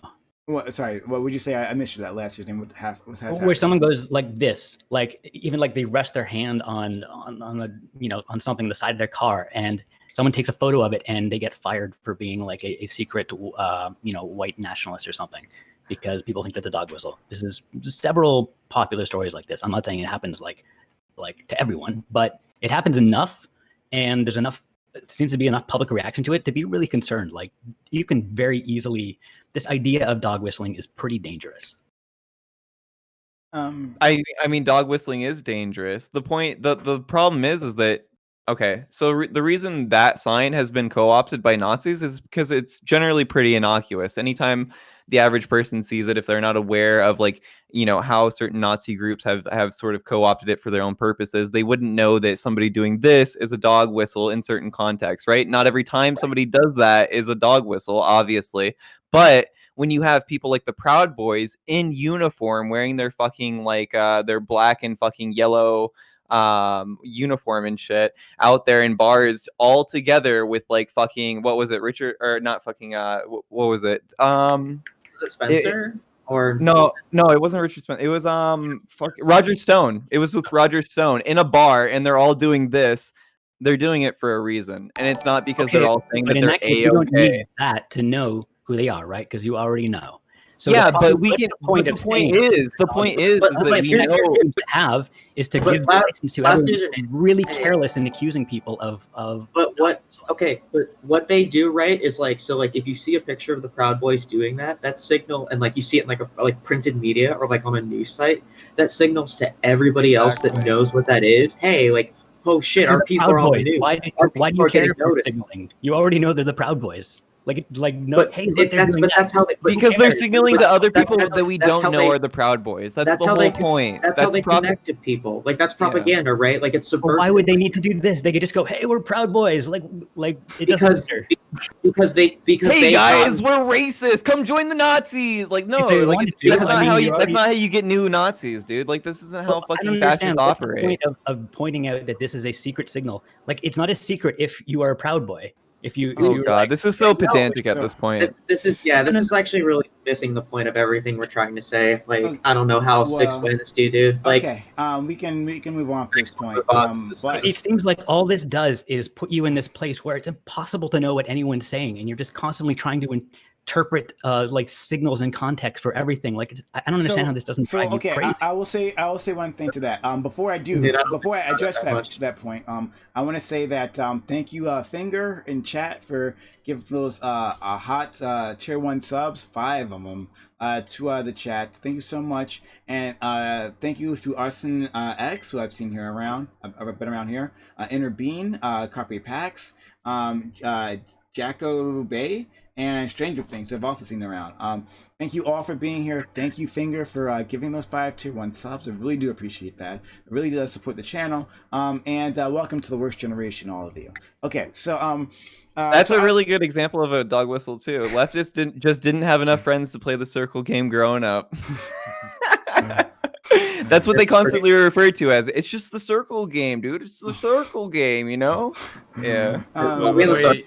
circle 6, dude. Circle 6. So there's when it comes to the OK symbol, right? The specific goal of doing that, right? And you can like see the chat logs because this came out of like 4chan and that kind of like toxic area, right? This came out of there. There was an effort by those guys. Again, you could read the logs to do what last username said was like in the worst case scenario, and that you create a whole bunch of innocuous looking signals, right? You attach meanings to things like the OK symbol, which is universally known as being innocuous, just saying that everything's all right. Simply attaching racist meanings to them, right? And then when you had to explain that to someone else who is less believing, right? Then they'll take you less seriously when there's actual a more established real dog whistle. So even then, so it wasn't just then. It was like drinking milk is another thing, right? Because there's a study that says Europeans can handle milk slightly better, or like at least slightly less lactose intolerant than other people, and so like drinking milk became one of those. But obviously, if you told someone that, it sounds ridiculous because it's fucking ridiculous. That's the whole point: is to just drown you with these signals to the point where what you say last name is correct, and that you have to parse everything. So that was like kind of their point for that, exactly that. Right. So do you think it's helpful to have these conversations like this? Specifically for the purpose of driving people crazy because it was innocuous, not to be a racist dog whistle. Now, maybe some racists also said, "Hey, let's use that as a dog whistle." Well, I mean, the OK one is supposed to be like having like the KKK, like it looks like a K, and then like or was it the white power? It's supposed to be white WP, power. Sorry, WP. white Exactly, power. white power. If you like draw in there, white power. That's right. The So explicit purpose, I believe, in the original 4chan post was like, "Hey, let's pretend this is a dog whistle, so that people who go nuts for dog whistles will go crazy, and the media will go nuts, and we'll get all sorts of attention for this stupid little hand signal." But then Which it did worked become pretty a dog well, right? whistle, right? But then it also became a dog whistle. Okay, so it also became a dog whistle. So now we don't know what's going on. We don't know if someone doing that is literally a racist dog signaling, dog whistling, or if they're just a troll trying to drive you crazy, So, or if there's someone who's just resting their hand and did that by accident. It could be any Can of we those. just move to the next topic? Yeah. It's like it's the dumbest pedantic argument. Like it's a waste of. It's not a dumb pedantic argument. Okay, So- you guys are the ones who went on and on about dog So- whistles, so- using dog whistles to accuse did it. people. We did it. Okay. Why that's not a good way to So what someone's saying. one last thing on Tucker Carlson, then we will move on after that. So Tucker Carlson has been named within a lawsuit for sexual harassment. He's been named with a number of others from Fox News, other anchors. And then, or at least another news people, I'm not sure if they were actually anchors. And one of them, not Tucker Carlson to be clear, another one is accused of actual rape, sexual assault against a female employee there. And so, if true, if like they go through the lawsuit and the Fox News has to pay out because they believe that there's merit to these claims. Should that be reason to get rid of Tucker Carlson and the rest? I have not heard any evidence. I've only heard. I mean, it just came out the other day. I don't know. It seems like that coming out and this at the same time. It seems like it's probably just like an attempted takedown. But I'd have to hear like the actual evidence or the accusation or anything. And even then, even if I heard it, it would have to get investigated. I wouldn't know. If it was investigated and found out, then I just want to see if we can find some level of agreement before we move on. So this is just coming out. Let's say they have a videotape or audio tape evidence of Tucker Carlson saying terrible things to female employees, right? Would that be grounds of getting rid of Tucker Carlson, do you think, in your opinion? I mean, if it was my company and an employee was harassing other employees, of course I'd get rid of them. Brento? Yeah. Depending on like what it is, like if it was something like gross and blatant and like, yeah, if they took offense at something, then they could be like, then no, they could like take a class reform, but it depends on what it is. But sure, of course. Okay. Grimace? Yeah, I mean, Tucker replaced Bill O'Reilly, right? And it seemed to take a lot to get Bill O'Reilly out of there. So I don't know. It would take a lot more than just saying something, I think, to get Tucker Carlson fired. Okay. And I imagine have agreement from the other two. All right, so we can move on. That was once again, I appreciate every single one of you for being here. I'm just okay. No, it was a good conversation. Stop dog whistling, Prime. Okay. I can't help it, guys. I'm sorry. Okay. Let's go with we'll go this one. Billionaires have immense sway in the American political system. They're able to invest in large amount of money both to political campaigns in the form of super PACs and to activist groups that push their priorities. For instance, like if you're into charter schools, you can invest a great amount of money into a group that's pushing the government to go into the charter school direction. Should their power be limited? The billionaires, can their power be limited? And should billionaires be allowed to exist, or should their wealth be capped? What do you guys think? Or was that clear? I hope that was clear. Limited how? I mean, I think it's pretty clear that a billionaire has way more power in our political system than just a regular Joe Schmo, mind waves. But like, I think we need to do something like overturn Citizen United. Obviously, I mean that's pretty obvious. But like, I don't really know. Like, there's no way that the founders imagined like individuals to have such a big discrepancy in our political system as they do right now, right? I mean, I don't know about that. Are you sure? They came from a country where there was a literal king. Right. They were fighting against that, right? The founding fathers were oligarchs, dude. Like, they liked the idea of people having wealth and power, right? Like, they didn't write that out of the Constitution. Wait, they like the idea of people having wealth and power? Exactly. They didn't want. They just didn't want wealth and power to belong to a king, but they wanted their own, right? Like, it's pretty obvious. But No. how would you break the connection? Like, how would you stop wealthy people from influencing people? There's always going to be practically limitless ways that you can spend money in order to influence people by communicating. It's just like changing our relationship with wealth and power, right? Like, so like my it's like getting rid of like you can donate. it's not even capping the amount. It's just like we don't need a billionaire class like to be involved in politics, right? And they're always going to be involved in politics because money talks at the end of the day. I mean, like we can even show evidence in like But just how do you execute that then? I mean, just having. Remember the guillotine? So there's two ways to go about this. You either start reforming the system incrementally, right? So we put on like caps to super PACs. We start like maybe doing like an amendment to the Constitution to limit like monetary politicized power if we have to go that far.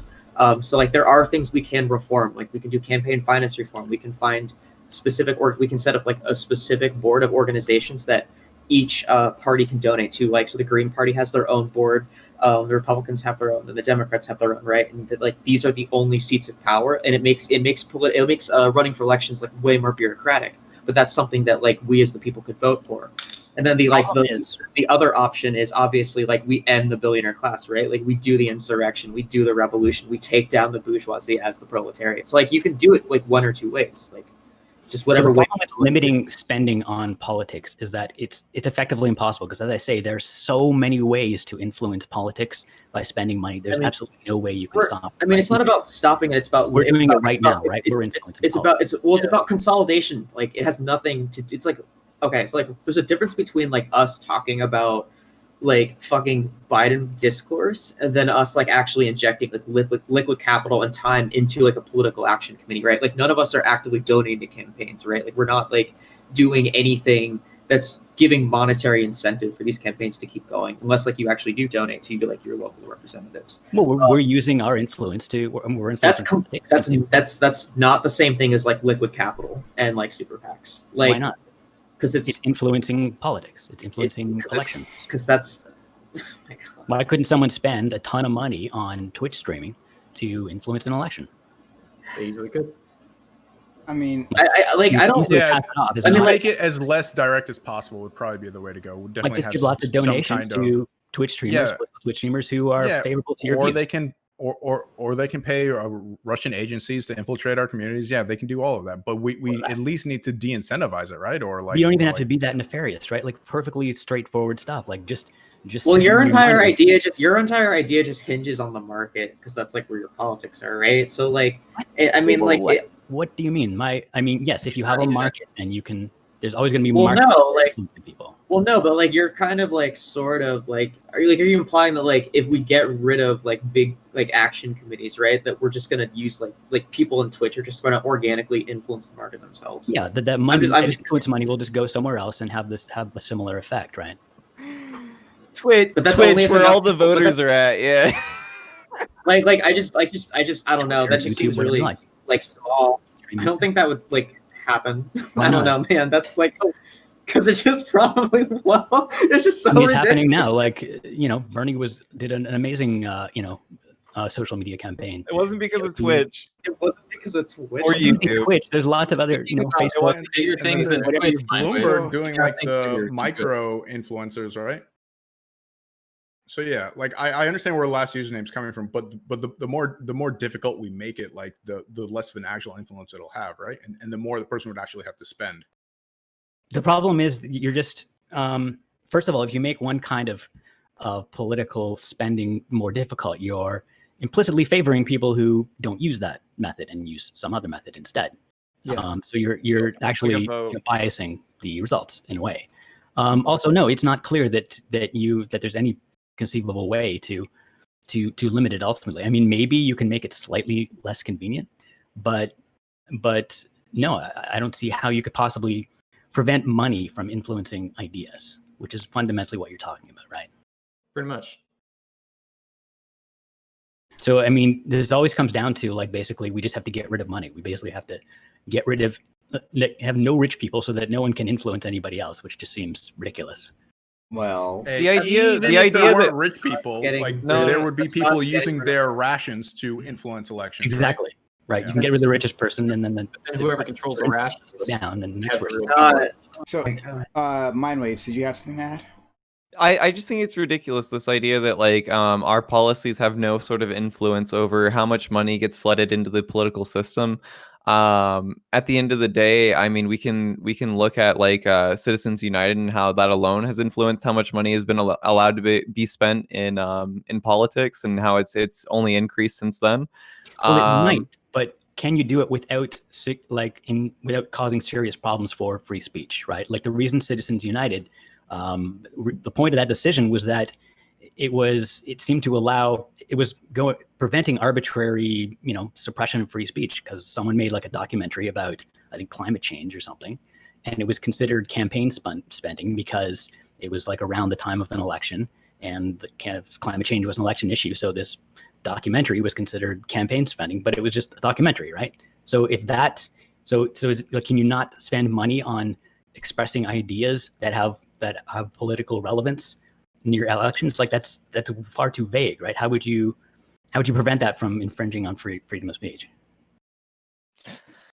I don't know. That's a good question. As far as like the sort of like constitutionality of it, I'm not sure how you'd reconcile that exactly. Well, just the principle. Like, I don't know what you're asking.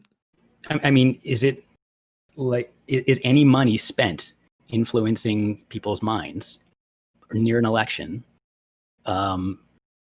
Is that, political? Is that campaign spending? Is that money in politics? Like, I don't know where you draw the line between money in politics and just spending money to express ideas. Well, I guess it depends on how far removed the campaign is directly from the whatever they're spending money on, right? Like, I don't know. Well, I guess my thing put is it up to a judge as well to decide if this is like campaign funding or not, right? Or it's just like funding an idea. there should be like a system to decide like what is applicable and what applicable. It's like my example earlier of like we just like each party gets like an official designated like bureaucratic group to handle campaign finance for that party, instead of having like the party might not be involved at all, right? Well, like someone who favors a candidate, if they can't donate to that candidate, they might just donate to some media, influencer that supports that candidate. So the campaign's not involved at all. There's no way to connect them. That's what super PACs are.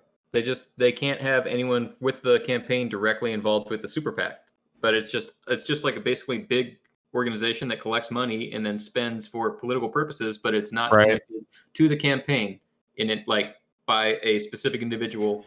And that's it. That's what they are. Yeah, theoretically, right? But that everyone knows it's not exactly how it works, but it's how it works legally on paper, which is the only way we're talking about limiting it.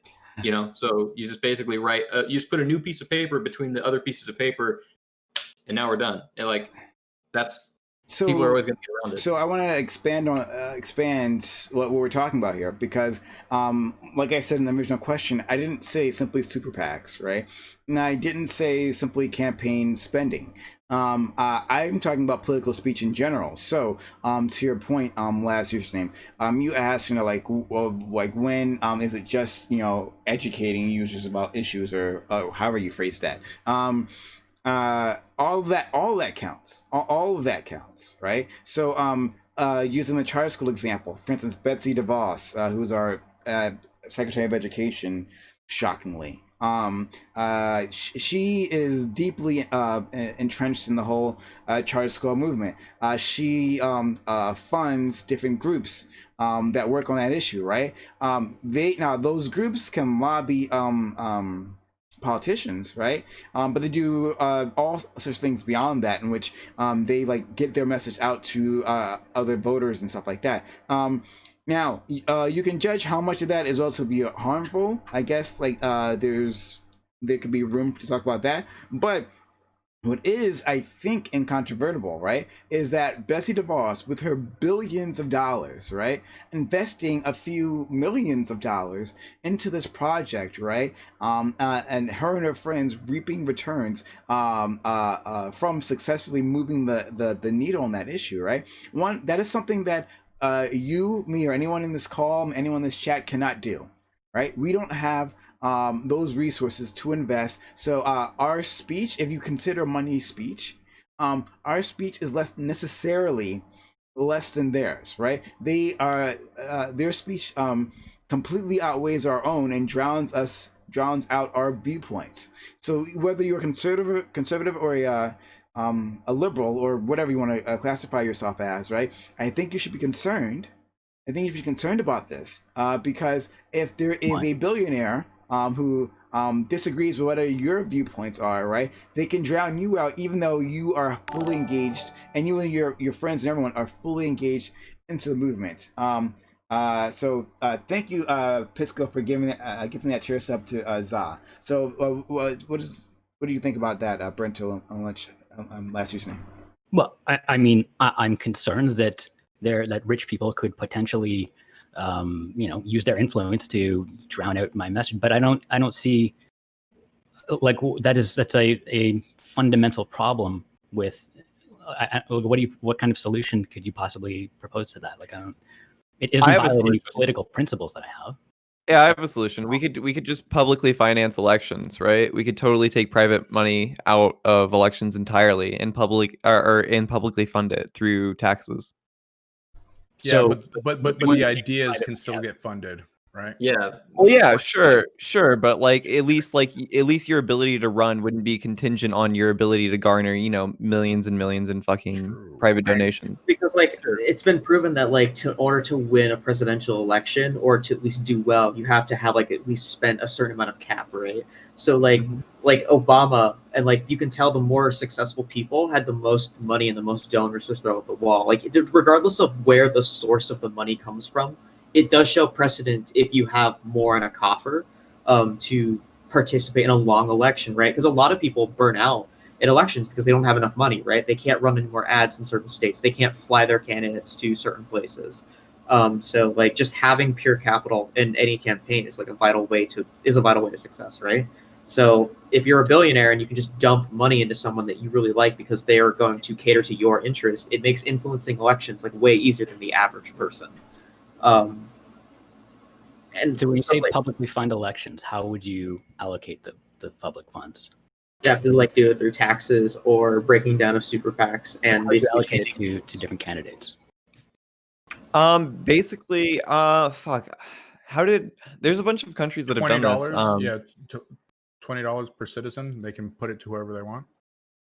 I mean, you could do that, the sort of voucher system where you give the citizens money that they can then donate. I would rather, there's been systems where you have to get a certain number of people pledged on board with you or some shit like that, or you have to raise a certain money yourself before you are then able to get funding. The problem with this solution too, and this is why talking about it is always kind of shitty, is this requires sort of changing how we do our elections, right? So it's not changing the electoral college, but it's changing how we fund them. And we traditionally fund elections the same old way in America. So it's sort of also getting people's idea of oh wait, you're not just funding money through an organization or a super PAC or direct to a candidate. You're delivering this to the government or an organization or a bureaucratic body that's meant to handle finance.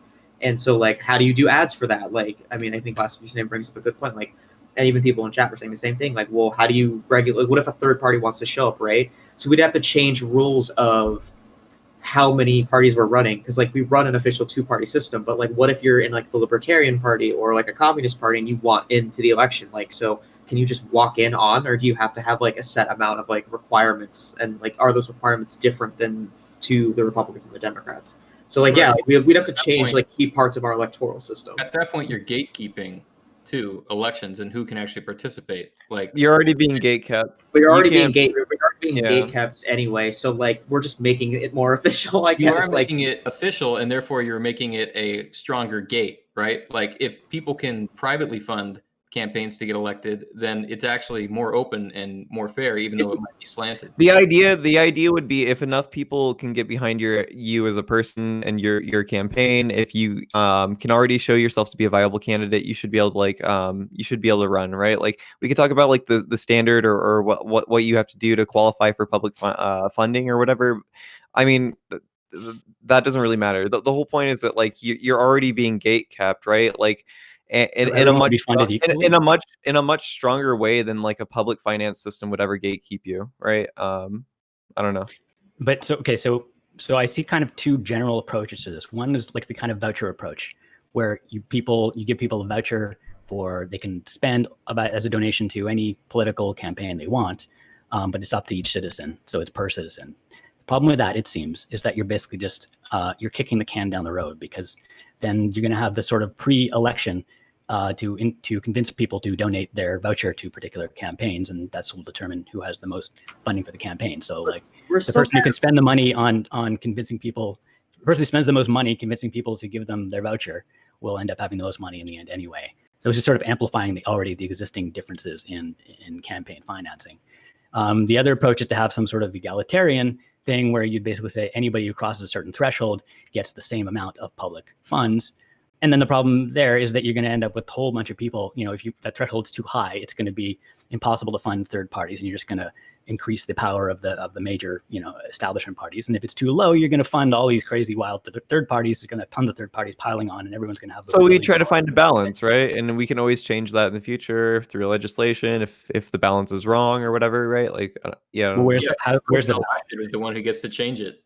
Like you've got two giant parties in the States, and you got a whole bunch of third parties that basically have like a couple of percent popularity. So the threshold is going to be either like it's either going to just have the two parties and give them more campaign funding, or it's going to probably going to have to basically include all the third parties or a whole bunch of them anyway, and give them. Yeah. And then you're going to be like micro tuning that, and there's always going to be a few parties just below the threshold to be like, well, why give me? You guys are trying to fight power consolidation, and so you're like, to fight power consolidation, we should consolidate more power in the government to determine who gets to run. It's not necessarily like the government. It could just be a like court-appointed or judge-appointed group of bureaucrats. It doesn't have to be the state, like Brento. Like we could.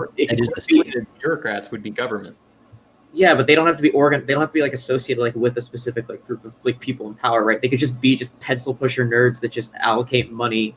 Like, I don't know, man. Like, I mean, not every. What do you mean they're in power? They're just people that just push. Like, they're just people that just like check funds. Like, what power do they hold? Like, what are they possibly going to do? Are they going to like give one PAC like $1 more and just offset the whole election? Like, it's not that. They have the power to allocate funding, and they're going to be somehow chosen by the government.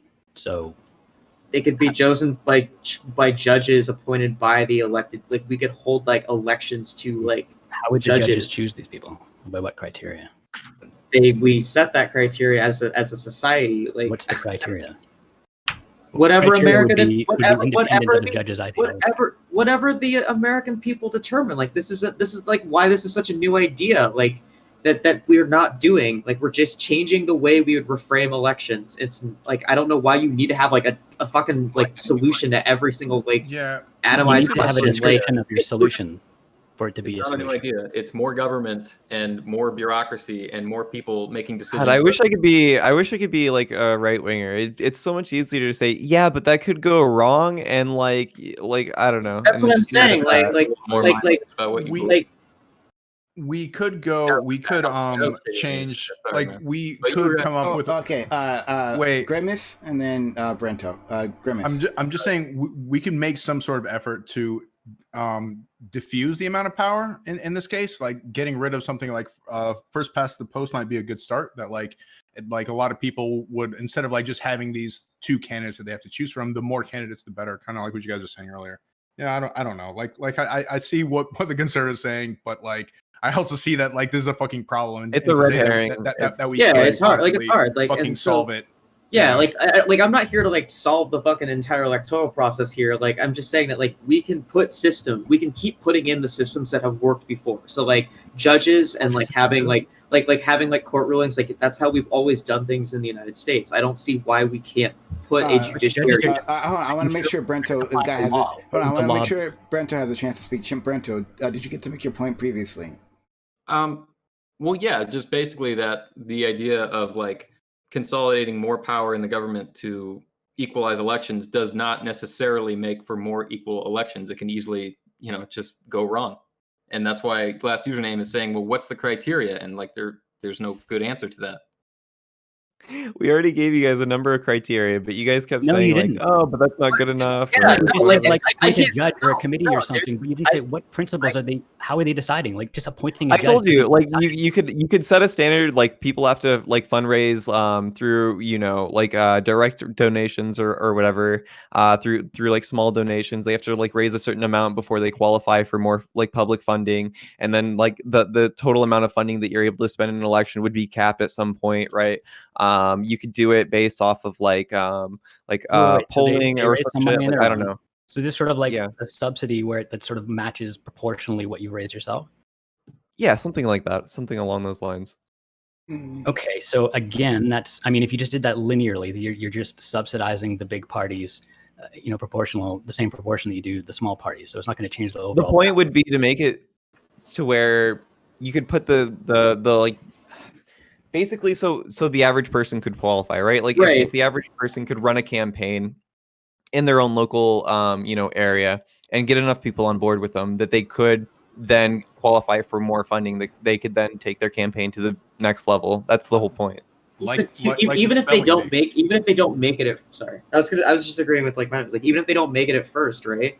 Like they're obviously going to be smaller than the other two groups. Like there's no one's denying that, but it still sets the same equal precedent that anyone can get in on the same terms. So like whatever we set as like the like qualifications to make a party, then it actually gives more people the opportunities to make parties. Like yeah, it won't be equal at first, right? Like there'll still be like a slight power imbalance, but as we continue with the system going forward, we could see like those parties getting bigger and other parties maybe changing. And that would actually like make things more politically. You can have equitable efforts to get on track board. the campaign's funding and make sure that you could cap certain things like how much ad revenue you can spend on your campaign money on, and et cetera, et cetera. Like if America still likes private funded elections, for whatever reason we could still do like if for those who want private, you could have like a cap on private funds, right? So like you could have like 500,000 for private donations, and then the rest have to be public or whatever. It's whatever regulations the group of people like that's doing this wants to set, right?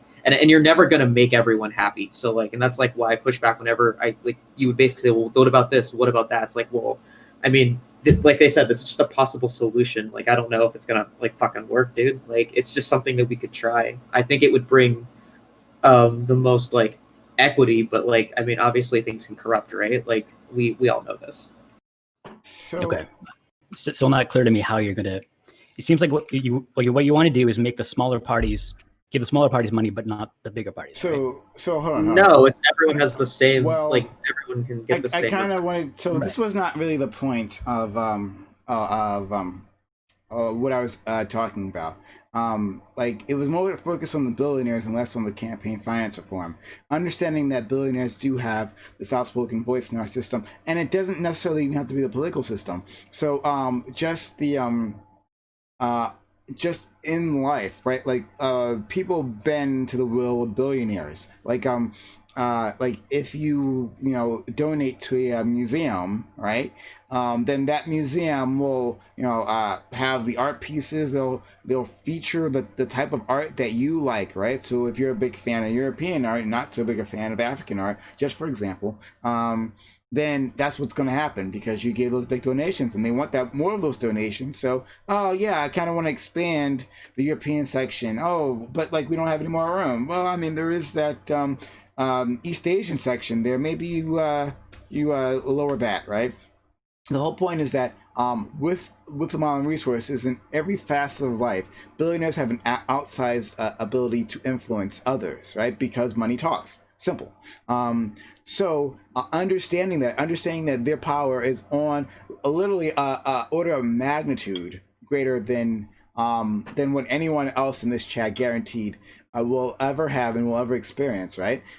Given that they have so much power, how can we limit that power? And should they even exist? So is it a viable solution to simply tax them out of existence, saying that we'll have a straight up wealth cap, for instance, that you cannot make more than $70 million, right? So 70 million, that's the most of your combined wealth, and anything beyond that, well, that's 100% going to the government.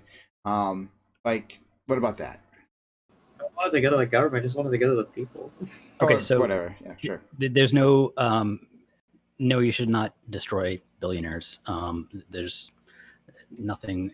There's no reason to get rid of billionaires, and trying to do so with wealth taxes or anything like that would be enormously destructive to everyone, not just billionaires. Brento? Yeah, I mean, like, it feels like people are just like, whoa, billionaires, that's too much money, so they need to have less money, so we'll just pick an arbitrary number less than $1 billion, and then no one will be a billionaire. It doesn't seem like it's focused in any way on like why they're billionaires or what that means nowadays, like globally or economically.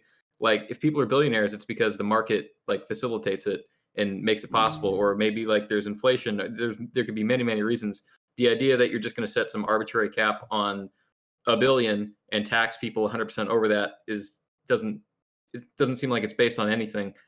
Well, the reason it seems to be very, sorry, I was just gonna say, I agree. I think it would be very destructive in many, many ways. like how? Most of the wealth that you know, the richest people have is capital, right? It's the businesses they own. So taxing that, what you're going to be doing is basically destroying capital, destroying productive capital. You know, the amount that those people consume is like a tiny, tiny fraction of their total net worth. So focusing on, so you can think of like their total net worth, mostly it's how much of the economy that they have control over, not how much, not their standard of living, right? Their standard of living is going to be much, much closer to everybody else, relatively. But basically they control a lot of capital. So when you say like, let's get rid of billionaires, you're saying, let's get rid of all this productive capital that is, you know, what our economy is made of. You're just going to destroy all that. Okay. So what if instead it was simply their liquid capital, right? So you're saying like it's mostly invested in their business assets. Okay. Then in business assets, their business assets can stay in place, for instance, but you cannot have anything more than $70 million available to you.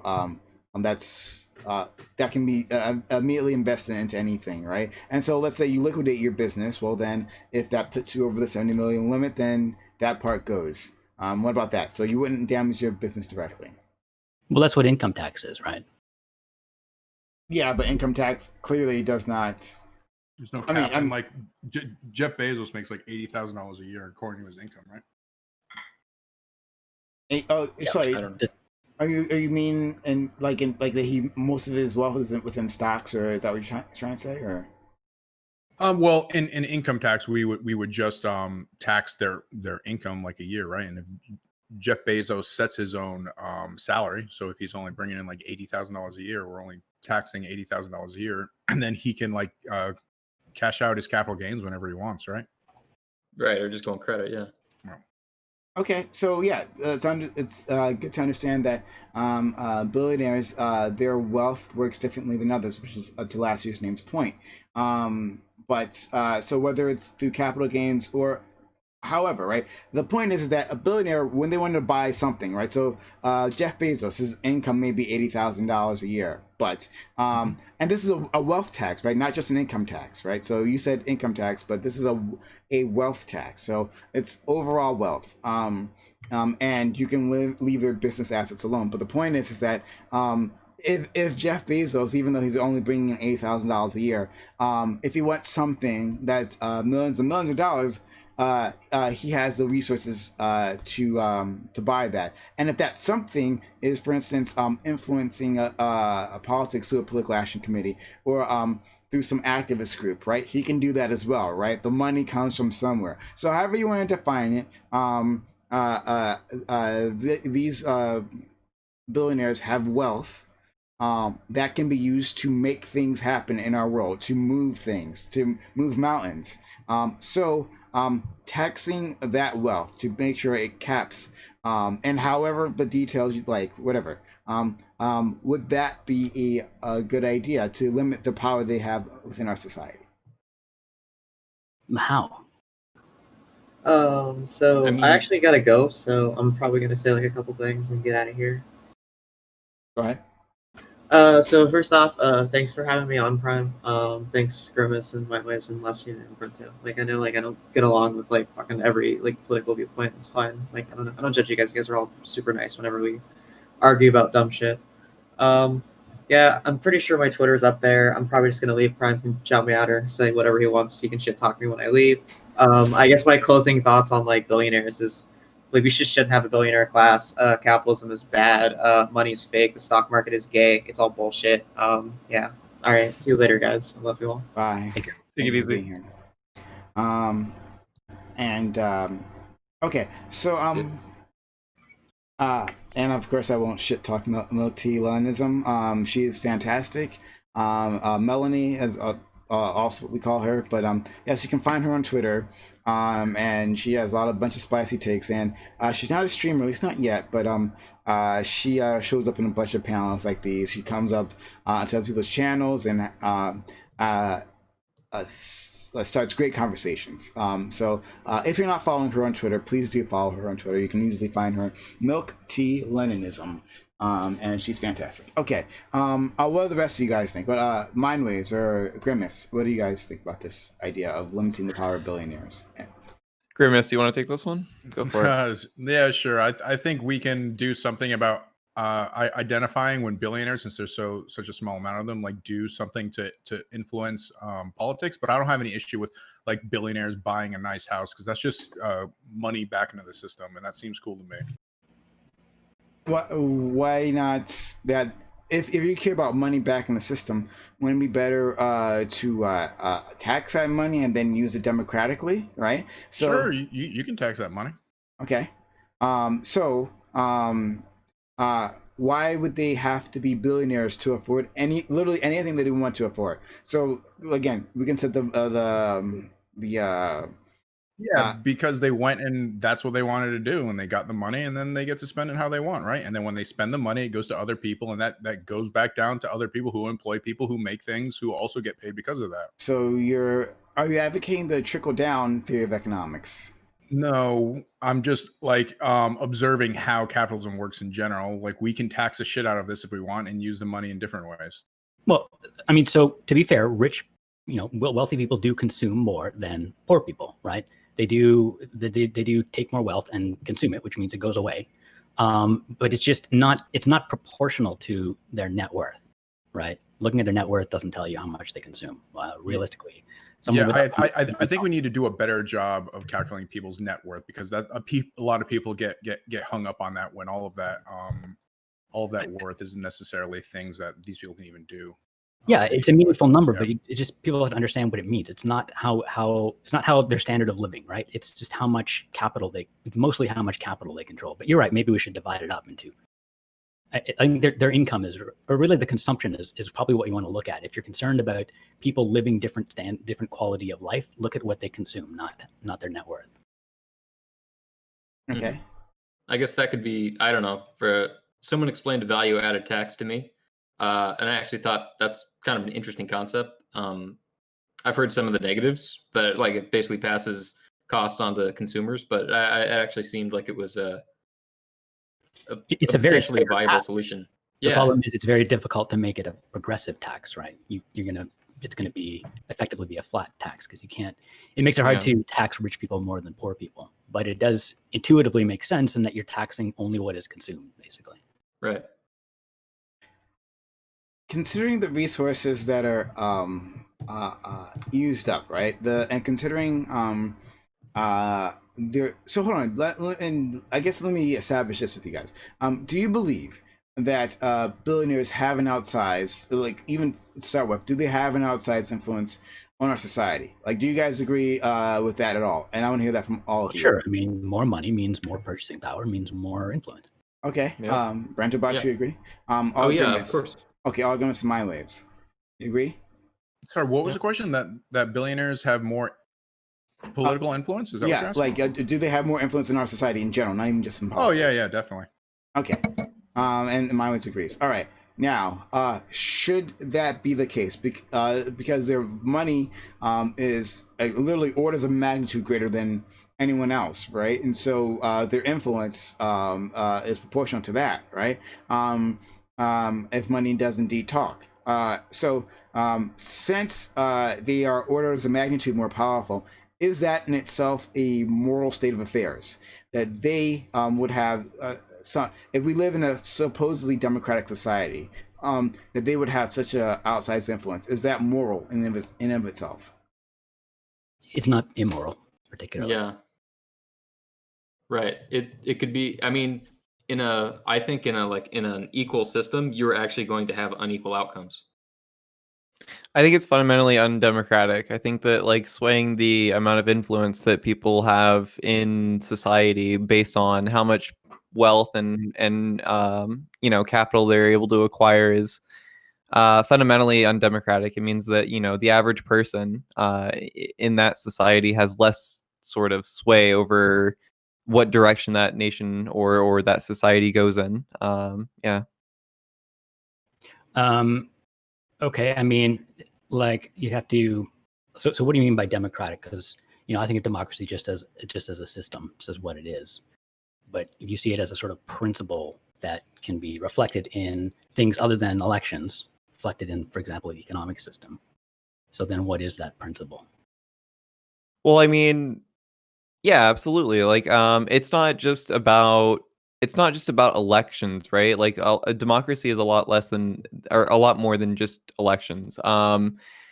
What I'm saying is that like these people get to make a lot of decisions that we don't, right? Like what sort of like resources gets extracted, how much resources gets extracted, how that's sort of distributed within society, etc. This all sort of interlaps with like what we as like a governmental system allow them to extract and etc etc. But I mean, yeah, I mean they obviously have a lot more influence over this shit than the average person, right? So you think it's immoral for anyone to have more influence than anybody else? To such a degree, yeah, I think so. Absolutely. So let's imagine like a hypothetical, like very simple society where you have, a tribe of people or something. And one person turns out to be like, think of this example carefully. Someone turns out to be like smarter or whatever than everybody else, and they end up having influence because people, it's like, hey, this person's pretty smart, we should let them be our leader and decide various things. Well, that sounds democratic to me. I mean, we can talk about the difference between just and unjust hierarchies. I mean, that sounds pretty just. I mean, if the consensus of the people is, hey, this guy knows more about this particular subject, he should be able to represent us on this particular subject, and etc., then I think that's totally fine. Like, I mean, even if we're talking about like democracy within the workplace, for example, like it's not like I would advocate that every single person in a corporation would have equal sway on every decision. The people can come together and create boards, create officials that they deem to be qualified and represent them as a company or whatever. That's totally fine. Okay, so there's a particular decision that this group of people are trying to make, and they're divided on it. Some people want to do this, some people want to do that, but the leader guy says picks a side. He says, no, my expert knowledge says we should do this, and the people are like, well, he's the leader. We know he's the guy who makes the good decision most of the time, so we should go with that instead. Is that fair, even though some people disagree with them? So you're saying like democracy leaves behind the minority, right? Like, so like I'm not sure what the question is. I'm sorry. Yeah, let me try to phrase this better. Let's say you have they come up with a system. Okay, if you make the most good calls this year about, like, let's say like agriculture, right? Like when to water the crops, when to harvest them or whatever. And they have this rule. Okay, let's say that if you make 3 good calls for this year, you get to make all the calls for the rest of the year. Right? Seems like a rational system for resolving, difficult issues about how to deal with the crops, right? And so they go with that system, and this guy makes the 3 good calls consistently, and then in the future he gets to make these calls, even if some people disagree with him. the system says that he gets to make it. So is that an unfair system? I mean, that's not how I would organize democracy. It's just an example. Like, let's say, No, I mean, I don't know. I don't understand the example. I mean, in my system, like just like any other like election, you would elect somebody to like a board or some sort of the point is he has more influence because of a system that tries to give more influence to people who make better decisions, right? Because ultimately someone has to.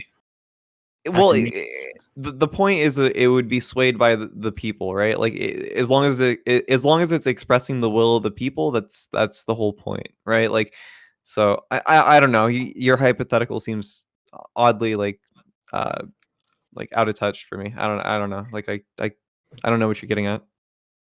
Well, I mean, for you to say that like it's only moral if everyone has the same influence, that means it doesn't seems like you can't have anyone with like be in charge of anything. Why not? Because they have more influence. Well, that's fine as long as that's the will of the people. As long as they elect them to that position and recognize their authority on that position and can democratically remove them, then that's fine. Okay, but so. I mean, how often would they be elected, right? So like, you're right. This is not a good analogy. I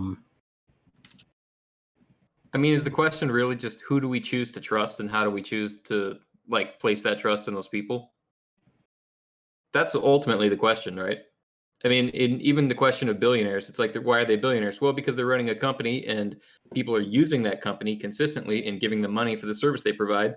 And yeah, so the argument would be that a lot of the influence and the position and power that billionaires have is not a just hierarchy, because I don't think that a lot of these people really necessarily did or like their ability to gain capital was not contingent on the will of the people. Is the whole point. I think it is in a free market, though. I mean, we're on the Amazon platform right now. It's really not when like wealth is inherited, especially unequally, right? Like we can acknowledge that wealth inequality is a thing, and it's a generational thing as well. I mean, I don't know. Yeah, and then you can then use that wealth to maintain your wealth in the first place and not actually do anything else. That seems unjust to me. Okay, so let me put it this way. So what would you do specifically about billionaires? Like, you think that there shouldn't be people who have a lot of wealth? What do we need to change to stop that from happening? Well, I mean, honestly, I think the more like present issue is like limiting their ability to influence elections, which we already talked about. But I mean, after that, I mean, I definitely think that, limiting their wealth in some form is definitely important. I'm more concerned with like redistributing their wealth than like restricting their means to acquire wealth. At least in the immediate term, right? Like I don't know. As far as like exact policies or exact taxes, that's where you lose me. I don't have specifics. This is why I fucking vote for people to do this shit, right? But I don't know. Yeah. So you don't know, but you're sure that there's a way to redistribute their wealth. Yeah, I don't think it's impossible, no. But that's not going to reduce the amount of wealth in a way that would make it not worthwhile. Because I mean, their incentive for creating wealth in the first place is going to be that they get to keep it, presumably, right? So the less they get to keep, the less incentive they have to make it in the first place. So I think that model, for instance, assumes that these billionaires are such key important parts of a company in our economy that losing them would first of all be a problem in the first place. That, like, for instance, if Jeff Bezos disappeared, just poof, gone, right? Does Amazon fall apart? Like the next day, does it fall apart? Not the next day, or the year after, or 10 years after. Do people either rise to the challenge, the quote unquote challenge of being the CEO? Oh, sure, stocks, sure, whatever. Sure. But the stocks will go back up. If the company is selling product, selling services as well, right? Stocks will go back up. Like if, again, we're leaving all the rest of Amazon in place, right? And I mean, I understand what you're. I understand. Okay, you can keep going, but I get your question. Okay. I mean, what happens is Bezos' equity gets handed over to his heirs or whatever, so they become wealthy, Their stock probably goes down a bit because Bezos is probably, adding value as being an advisor to Amazon. And goes down a bit because they're probably a slightly less valuable company in a very real sense without Bezos around. And there are examples of like major companies like Apple. When Steve Jobs left, I think back, I can't remember when. I don't want to get the dates wrong, but when Steve Jobs left Apple, they started to tank. They were making very bad decisions. And when he came back recovered pretty quickly. He's talking about when they originally left. So when he originally left, they tossed him out. Then they made some bad decisions. Then he came back. This was like in the 90s. This is like a long time ago. Then he came back, and then they started taking off again. So, and I think it has an effect.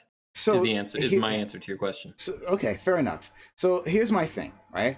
I don't believe that most billionaires, most of these mega wealthy, not just billionaires, but most of these CEOs of these top companies are that brilliant, right? Or of made of some greater stuff that that their presence alone brings a certain value. Now, people point to Steve Jobs, and that's a classic example.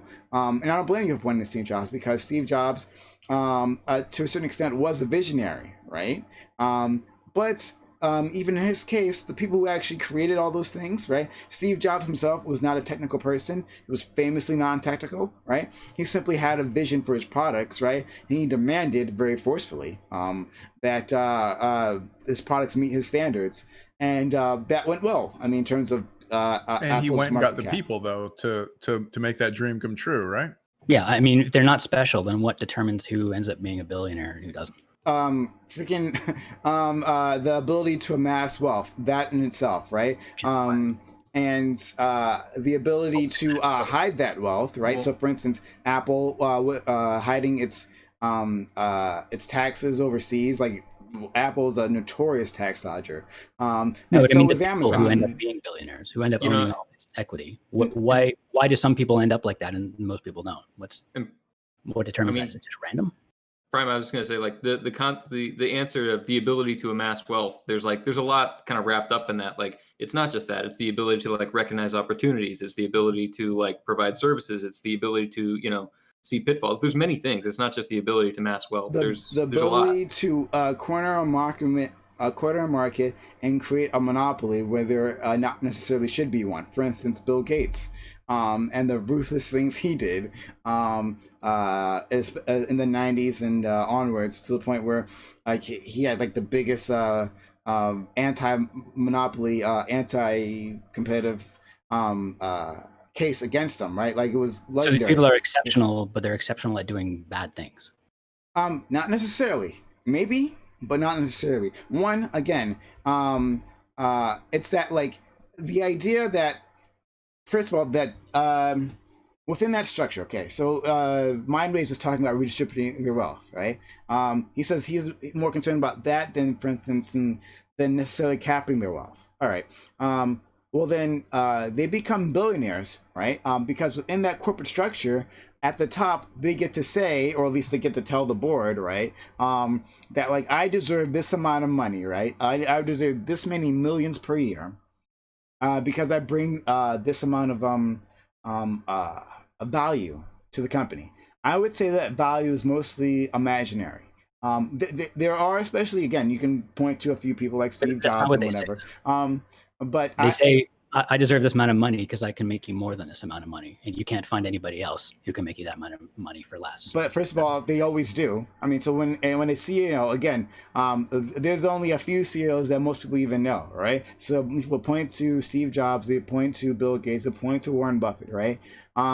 And they go off of and Jeff Bezos, right? These are the household names. But you can point to a bunch of other failing companies, right?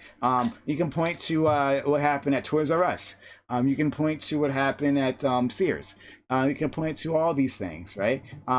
You can and many other companies beyond that have failed, right? You say that, I'm getting all these millions because like even with the excuse that you, sorry, not excuse, but the reasoning that you gave last username, right? Because you can't find anyone else to make you this money. Well, you can, right? Or you can find someone else to lose you that amount of money as well. But they'll charge you the same amount. But here's the thing: should they be paid that amount in the first place?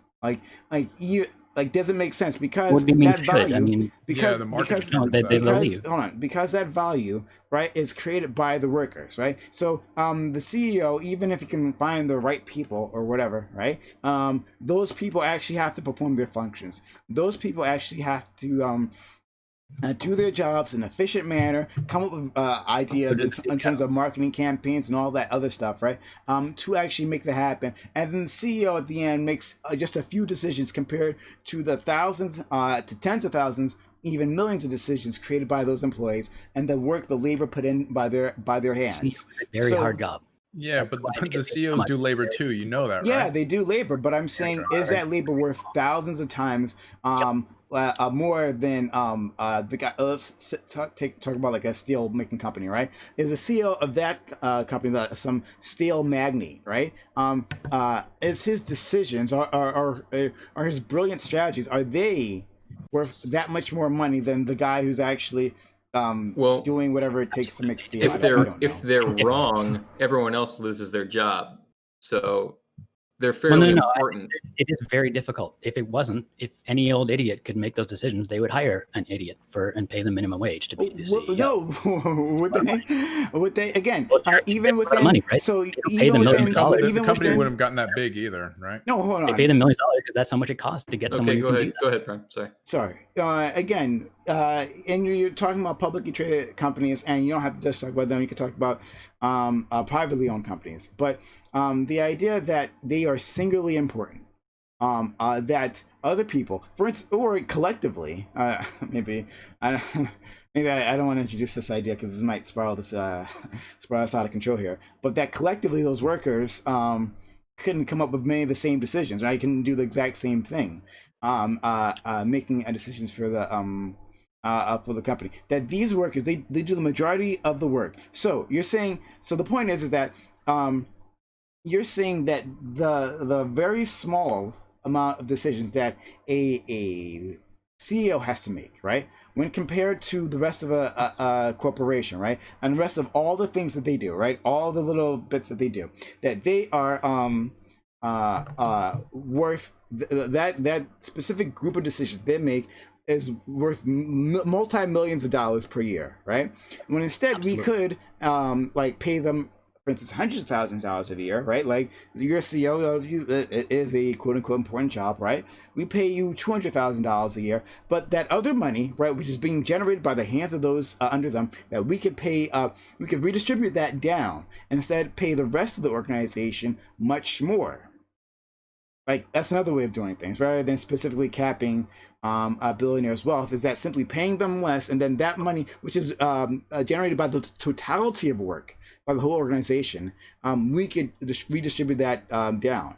Does that? Okay, so if you are a company, if you're on the board of directors, and you say, I don't think our CEO deserves to earn $1 million a year, I'm going to offer him $100,000 a year instead. You can do that, and he'll say, but this other company will hire me for $1 million.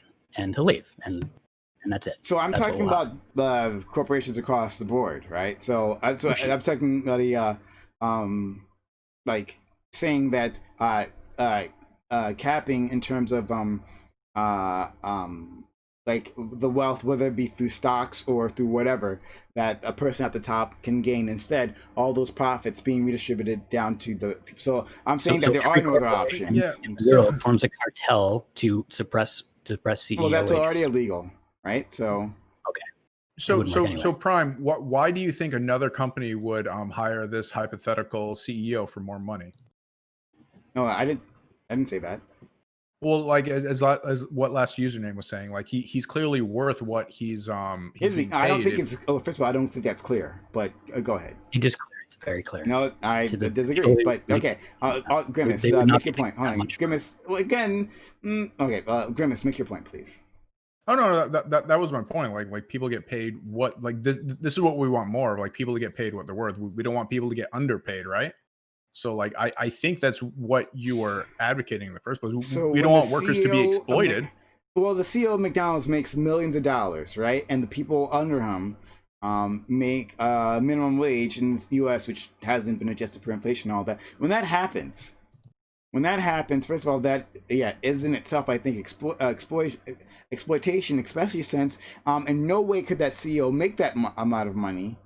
Could the organization create that amount of wealth without the collective work of all those under them? So again, you can have, if you're stuck on that hierarchy, you can have a singular CEO, again, if you're stuck on that hierarchy.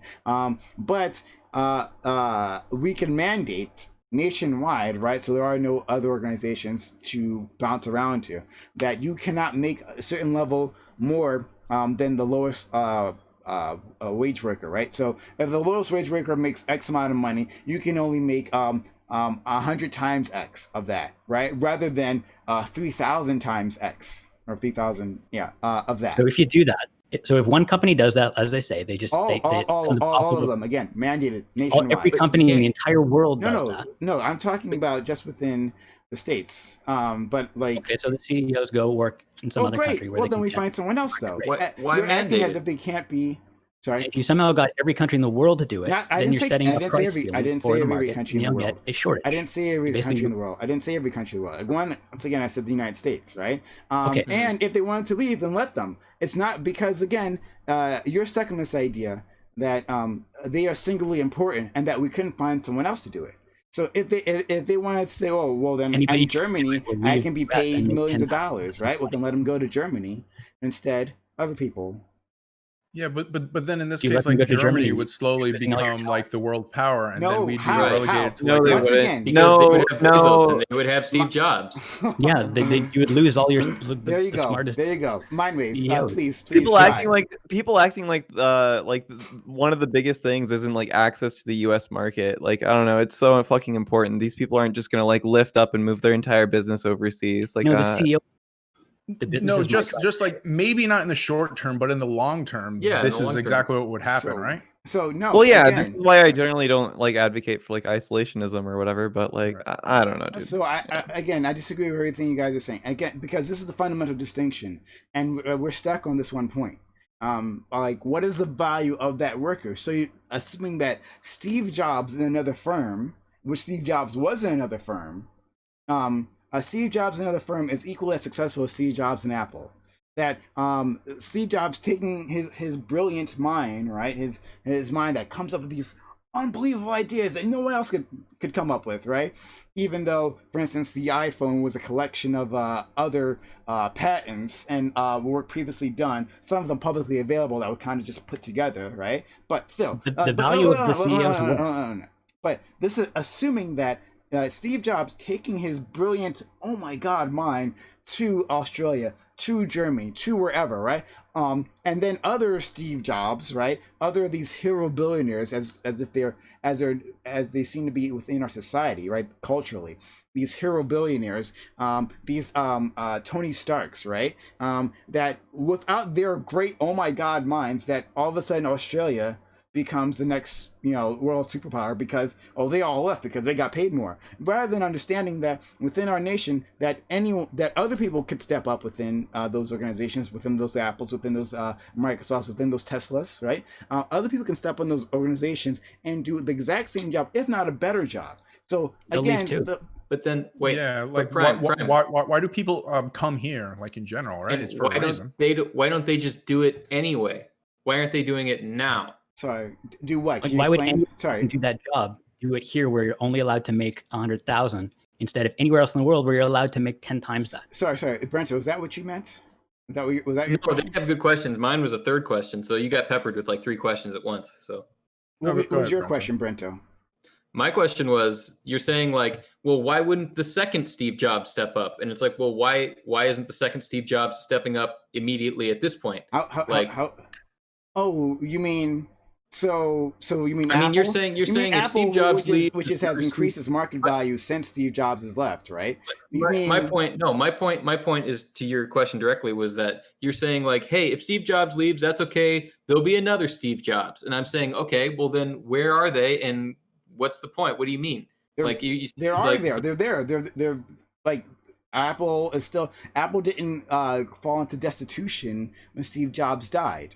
Right? True. So not this time. Yeah. yeah, I was and just, we were then going to Bill the previous Gates, point, but Bill yes. Gates stepped down. Microsoft is still Microsoft, right? Sure, but and you can go down the line, a company after company, that these are supposedly hero CEOs, right? Hero billionaires, which these great, amazing ideas, either they died or they left or whatever, and the company still functions on because that company still has those capital assets. It still has those human assets, all those other people who are making those ideas. So I'm just gonna say I totally agree that like you can make an argument that like there's some hero worship around billionaires in the US and maybe it's overblown, right? But I don't know if that means that like that there's like a well of people with like the kind of there is a well, but I still think that if you would disincentivize them, you incentivize them to go elsewhere. I still think that's a valid concern. And again, I would say like that concern is null and void, considering that if you acknowledge that there's hero worship around these guys, and maybe that's undeserved. Well, I guess that's the second point. If that's undeserved, then the threat of them leaving isn't such a. Worship doesn't matter. It's not about hero worship. If they're paying Steve Jobs $10 million to be the CEO, it's because his CEO work is making them more than $10 million. Right? Or they're making a profit. It's the company that's making them all that money, and then CEO that they're simply paying him. The company, if that was true, they wouldn't pay him $10 million. No, or if they could get a maybe discount it's the culture, Steve Jobs or and maybe pay him it's much the less culture and that make says, more of a profit, or they would do maybe that. it's the culture that says that Steve Jobs is actually worth that much money. If the culture is making bad choices on CEOs, then start a company with a better culture that makes more cost-effective decisions. I mean, money talks. Okay. Executives will deal with it, right? So, like successful companies are the ones and then who I make guess that's where we decisions. fall apart, because if you trust them, the quote I unquote don't see markets why make the this- best decisions. If you think that Your they concern. will, then Why do you care I that- guess when why do I care? Because those workers could be making more money. Those workers can instead of hoarding it, right, and not start a company that doesn't overpay their CEOs. Everyone just starts a company. Okay, that's fine. But that's the only thing you can do. I That's guess the we've best gotten thing as you can do. far as we can on this subject. Someone would do it if it could be done. I would disagree with you, but we can move on. But that's what capitalists do. They want to make money. If there's a way to make money, they would do it. Not gonna agree on this. Like, But if you're that's complaining okay, that capitalists don't because try I to didn't make money. really expect us to, but that's all right. All right, so we'll move on to our final one.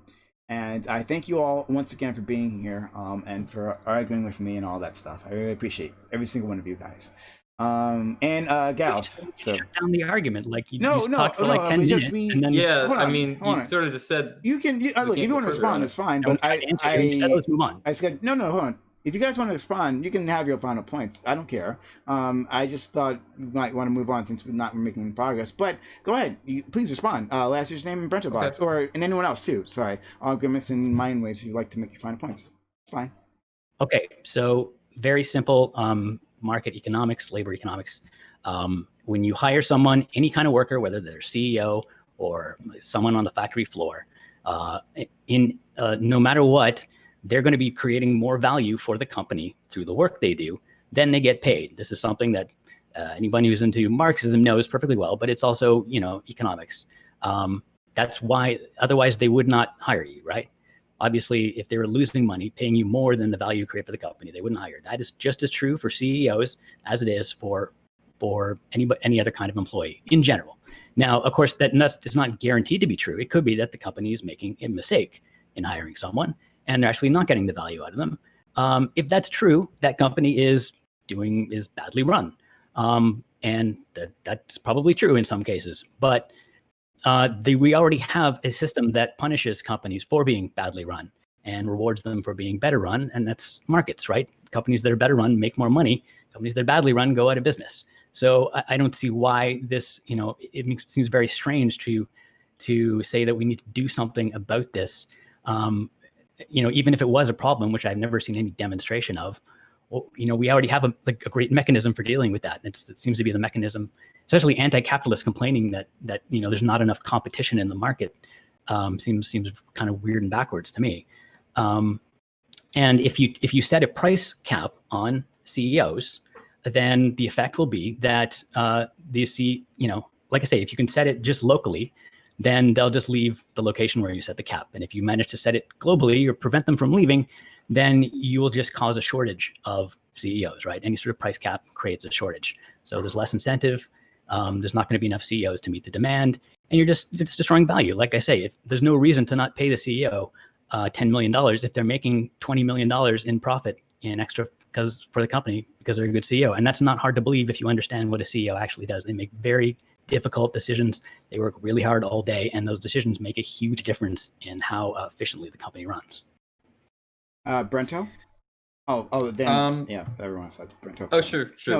No, I was gonna say, I mean, this is just kind of something that I hear a lot from a lot of people, and I mean, the idea of like the price cap on CEOs, it's similar to other things that I hear from people when they're like, well, we should do co-ops, and my answer to co-ops is always like, great, you can do a co-op, like you should. I hope people do and start co-ops. They're like, well, why do we need CEOs? Why can't we have like, you know, boards of people governing and making democratic decisions? Is like, well, then just do that.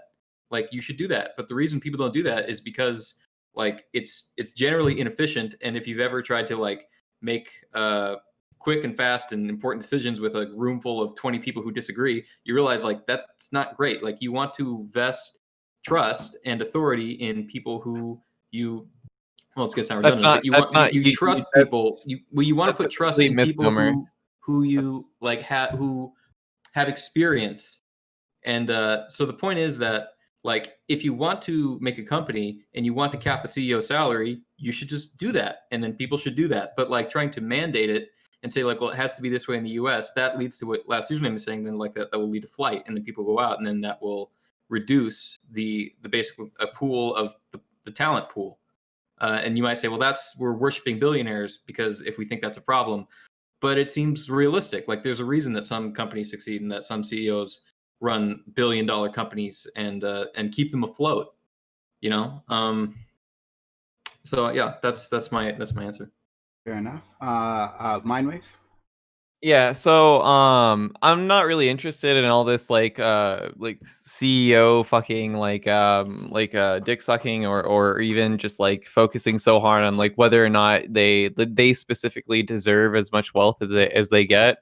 Because that's not really the problem for me. I think that like fundamentally I don't think that any CEO, no matter what they do for a company, is worth basically paying their employees starvation wages. I don't think that there's any system that you can really justify that. I mean, even in a company like Amazon paying like $15 to their employees an hour.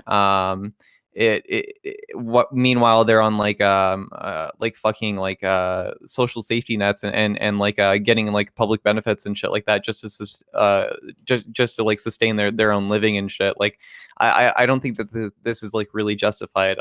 Maybe we can try to find a way to sort of solve that inequality between the bottom worker and the CEO, because, you know, I'm not really focused so hard on, you know, capping how much a CEO gets paid, etc. I understand that like a lot of the times the market does determine their value for the company and a lot of that shit. I'm just more concerned about, you know, their ability to acquire so much like wealth within a company.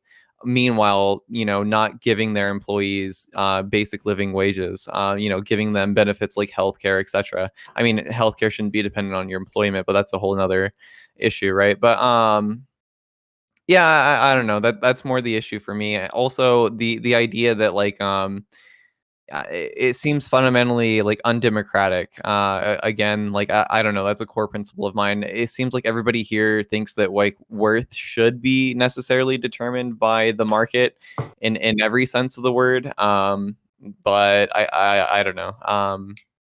Yeah, I don't know. That's it. Fair enough. And Grimace, do you have final words? Oh yeah, like I was saying earlier, I think it's like a mistake, especially if you're really wanting to harp on billionaires just having too much power to concentrate on like CEOs like Bezos or even Musk, like people who are like out there and like who are like really invested in their company and are like doing their best for their shareholders, when we should be concentrating on people who use their wealth and their company to influence our politics, kind of like we were naming earlier, like the Wolf family lobbying to keep the minimum wage down so they can continue paying their workers the minimum wage, so then those workers can then supplement their income with the social safety net, making taxpayers essentially pay for these minimum wage workers. Like, that's what we need to concentrate in cases like this. And, True. yeah. Okay. And I'm sorry if you guys, Brento and last year's name, thought that I was trying to shut down conversation. I wasn't trying to do that. I was just trying to move on. But I wanted to make sure you guys felt that you were heard. So yeah, I don't actually want to do that. Yeah. And to the question that was posed into chat, that yes, I'll be having my regular panel discussion after we're done with this, after we have our final thing here. So yeah, you guys can stick around for that. And if you haven't done so already, you're enjoying this type of conversation. So this is my first invite-only streamer thing, the Reverie that I'm doing here. But I plan on doing this weekly. You know, if I don't know, that can be a thing, but I'm planning on doing this weekly, and I have regular walk-on discussions where my honest members can come on as well, not just these elite political thinkers that I've gathered here. So if that interests you, please give me a follow, and if you're really enjoying this, please give me a sub. I'd very much appreciate that. Okay, we can move on to our final topic, and that would be. Okay, looking at the wrong one. So the American government has so far spectacularly failed to address the COVID-19 crisis. While other industrialized nations are now beginning to lift restrictions, the U.S. is now the world leader in new infections and deaths. Not just not per capita, but like raw totals. Is this an example of the failure of the American political system, not just Trump? Should Americans seriously consider a drastic alteration to the government, i.e. severely limit executive power or change the very structure of the Congress, or some other idea? So this is talking about what I see as a systematic failure of our response. And I don't lay this, as I said in the question there, I don't lay this just at Trump, though I blame a lot on Trump. And so I'm wondering that the U.S. being unable to adequately address this crisis, as in other crises, for instance, the global warming crisis, is that reason enough for the people, us American citizens, well, some of you are Canadian, the American citizens to want to change the structure of our government? Does that make sense? Yeah. Yeah, I think that like it's pretty obvious that we weren't prepared, that it was a failure of our political system, that we just weren't ready to sort of handle this sort of issue. I mean, there was a lack of like immediate medical supplies on reserve. I think that just didn't get refilled in time or some shit like that. I mean, school districts kept coming out saying that, you know, they were failed by not having any sort of like guidance for how to handle this sort of situation. A lot of schools had to put off, you know, making any sort of decision for weeks on end because they had no guidance from the CDC or anything like that. Just the ability to get ventilators out in the way that we needed them, the shortage of masks. I mean, I think if you look at the countries that kind of handled this pandemic the best, it was all countries that had access, or people had access to healthcare readily available. I think that, you know, not having so many people uninsured in the United States definitely contributed a lot to the fatality rate for sure. Anyone else? I mean, absolutely. The government didn't do probably as good as it could at dealing with this problem. Now, I mean, I don't think there's probably not any possible way to, you know, make this easy. It was going to be a bad thing of some kind, no matter what. But yeah, I mean, we trust the government to have this singular responsibility to protect us from these kinds of catastrophes. And sure enough, when one comes along, it turns out that the government is not really prepared for it and doesn't seem particularly good at doing it. So, I mean, yeah, this is one of the reasons I'm an anarchist. I don't think the government's particularly good at these things. I don't see why it would be any better than any other organization are doing. And I'd rather have a market for multiple organizations that could deal with this kind of issue. Yeah, but we actually see governments doing a good job, right? Like you Some can't of them. even find the virus in some countries because of their government. I think like the main problem right now is that we have a bad CEO that's making bad decisions right now, and all of us are paying for it, right? Yeah, so that's the problem. That's the tragedy here, is that having a goofball in the White House basically gives the entire government a scapegoat and saying, oh, if it wasn't for Donald Trump, everything would have worked perfectly. The government would have. It's not really a scapegoat though. Like he's the one in charge of making these decisions, and he's got no clue. He's so out of his element. But he doesn't single-handedly run the entire system, right? Like we have whole agencies. Their whole agency is responsible for various things. Like there's no way. I don't see how Donald Trump alone could have single-handedly. Yeah, but a lot of these organizations that do handle these issues more directly are like the head of them are appointed by him. Like these are part of like his administration. That's the whole point. He's at the end of the day, he is responsible for these institutions. I mean, he's officially responsible, but the idea that if it was just another president, that none of these things would have gone wrong, I find that a little hard to believe. Just look at another country of it actually working. I mean, some countries did well, but not all of them. It doesn't seem like America is doing. Let's look at the ones that did well, right? Sure. South Korea is a good example. Yeah. Yeah. Well, that's like I was gonna say that's my answer. Is ultimately, I think it. Oh fuck, Gribbs. I think it's ultimately largely like a cultural thing, and I mean the fact that like to bring up South Korea, it's like in South Korea and a lot of Eastern Asian countries, like wearing masks. Even when there's not a pandemic, if you are sick, that's just like a regular thing. That's part of the culture. I think those types of things are some of the like the main determiners and some of the biggest factors. And so yeah, I think that's actually one of the biggest causes is that we don't have masks, available. I don't think it was like them having a more like accepting sort of culture towards mask wearing publicly that sort of led them to not having such an outspread of the disease. I think it was more taking immediate action as far as like restricting travel, mask mandates, like it was just pretty early having testing available and getting that out to the people that need it or sooner. It was a bunch of shit like this. That an issue with the FDA approving the tests. I couldn't get FDA approval. I think the production of tests was the issue. We didn't we didn't even start the production until like mid-March or late March when all the countries had already like tested up like the majority of the citizens who needed it at the time. But people who developed tests, they couldn't even start getting produced because they didn't have approval yet. I've heard several stories like this. It's been a while since I've looked at this, but yeah. So what I want to say is there's a president in some of these countries who have like dealt with pandemics before, so it was really easy to hop on board and start doing the right things. And since we've now had our big pandemic, or I guess the biggest pandemic since like the 1920s, maybe we'll be more prepared next time and know how to deal with this. Hopefully, I don't know. I mean, because is this one even done? Like, are we going to escape unscathed? I have no idea. So, okay. So I want to jump on what Grimace just said. Saying that, well, it's simply that we didn't have, and correct me if I'm mistaking you or mischaracterizing what you just said, but that we didn't have the experience. Other countries had more recent experiences with outbreaks, and they had the, I guess, institutional knowledge to immediately jump on and handle this. Maybe you could say that, for instance, in South Asia, where they had the SARS outbreak, for instance, and then they dealing with that in the very recent past, they were more prepared for this. But not every country.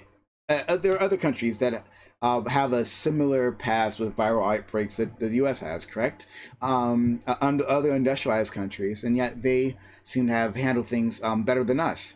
And something that China does, ignoring the fact that China is where the outbreak happened, well, as far as we understand, something that they do is they like to make propaganda out of the failures of the United States, saying that to the people that democracy isn't what's cracked up to be, because look at the U.S.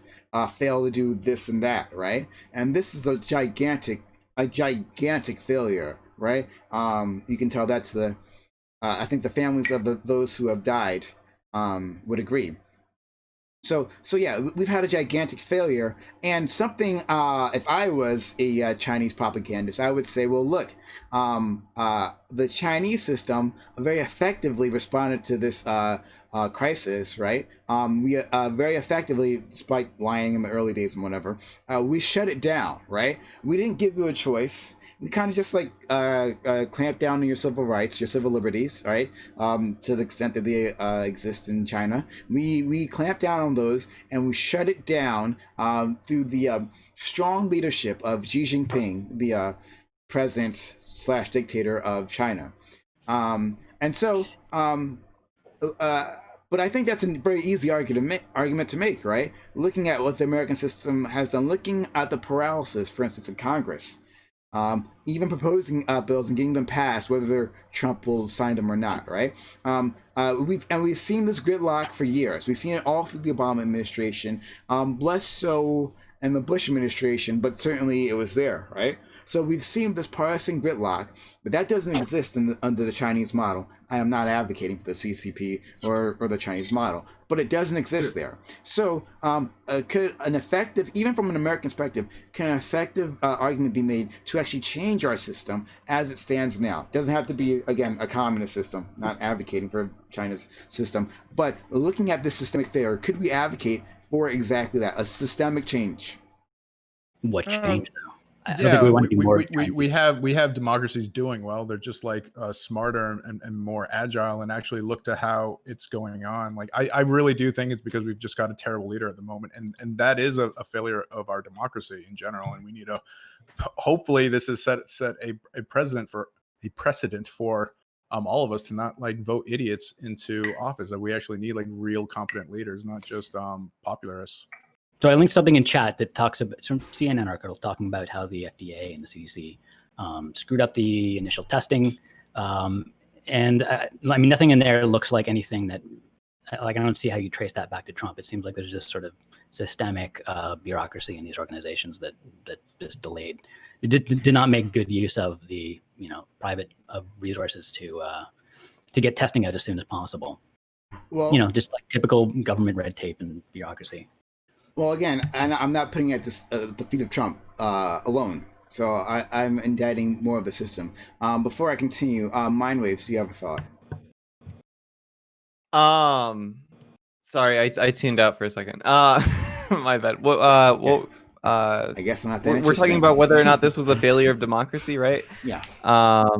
Yeah, I don't know. I don't American think there's really much we can do. It seems American democracy. Yeah, I think that I think that this, I don't know.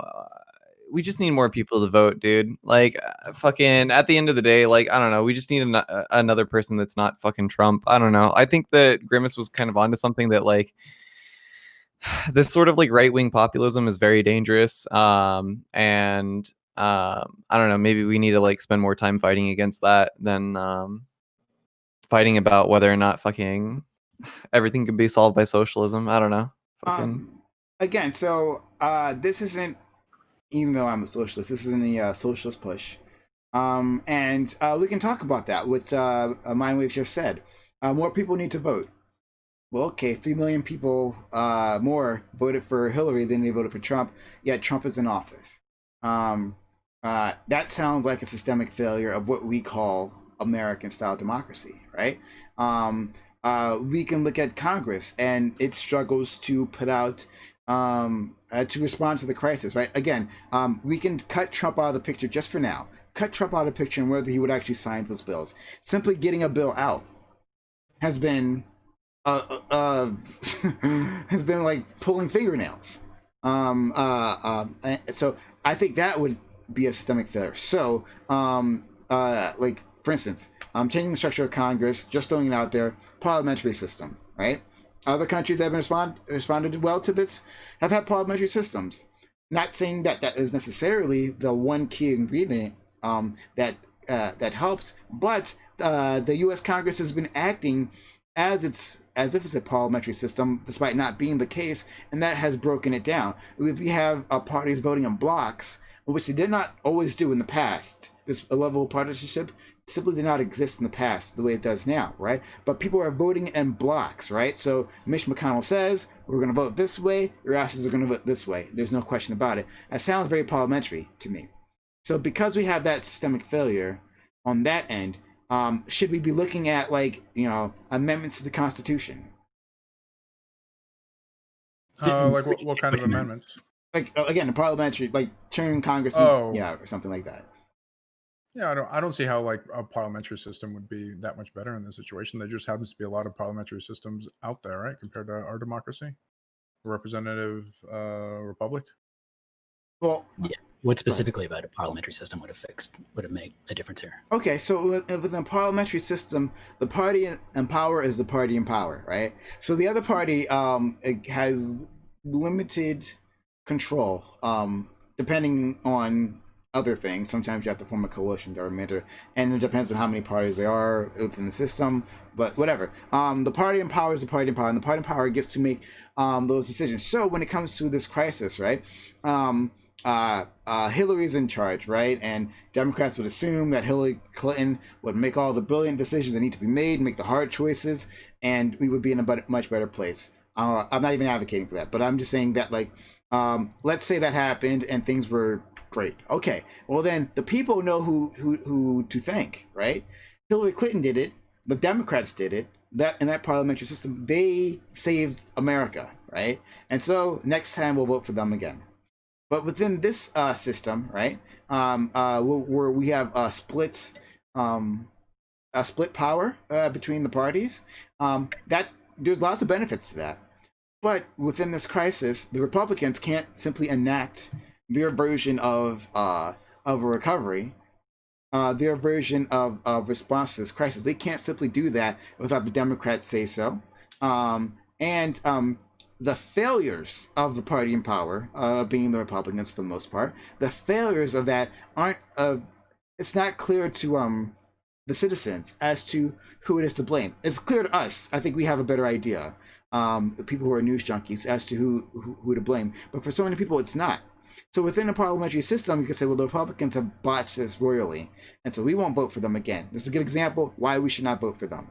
So that would be an example of what a parliamentary system could solve for us. So again, should the U.S. Okay, so basically, it would be better to have one person accountable at like the top of the chain of accountability for the entire government, because then you can't go wrong by blaming them for whatever happens. Not just, again, it would be a party, not simply the executive, not like putting a king or a dictator in that case. But yes. Okay, so I mean, yeah, I mean, that sounds like could be some element of truth to that. Sure. The disadvantage is, first of all, just because there's only one party in power, it doesn't mean that everything that goes wrong is their fault.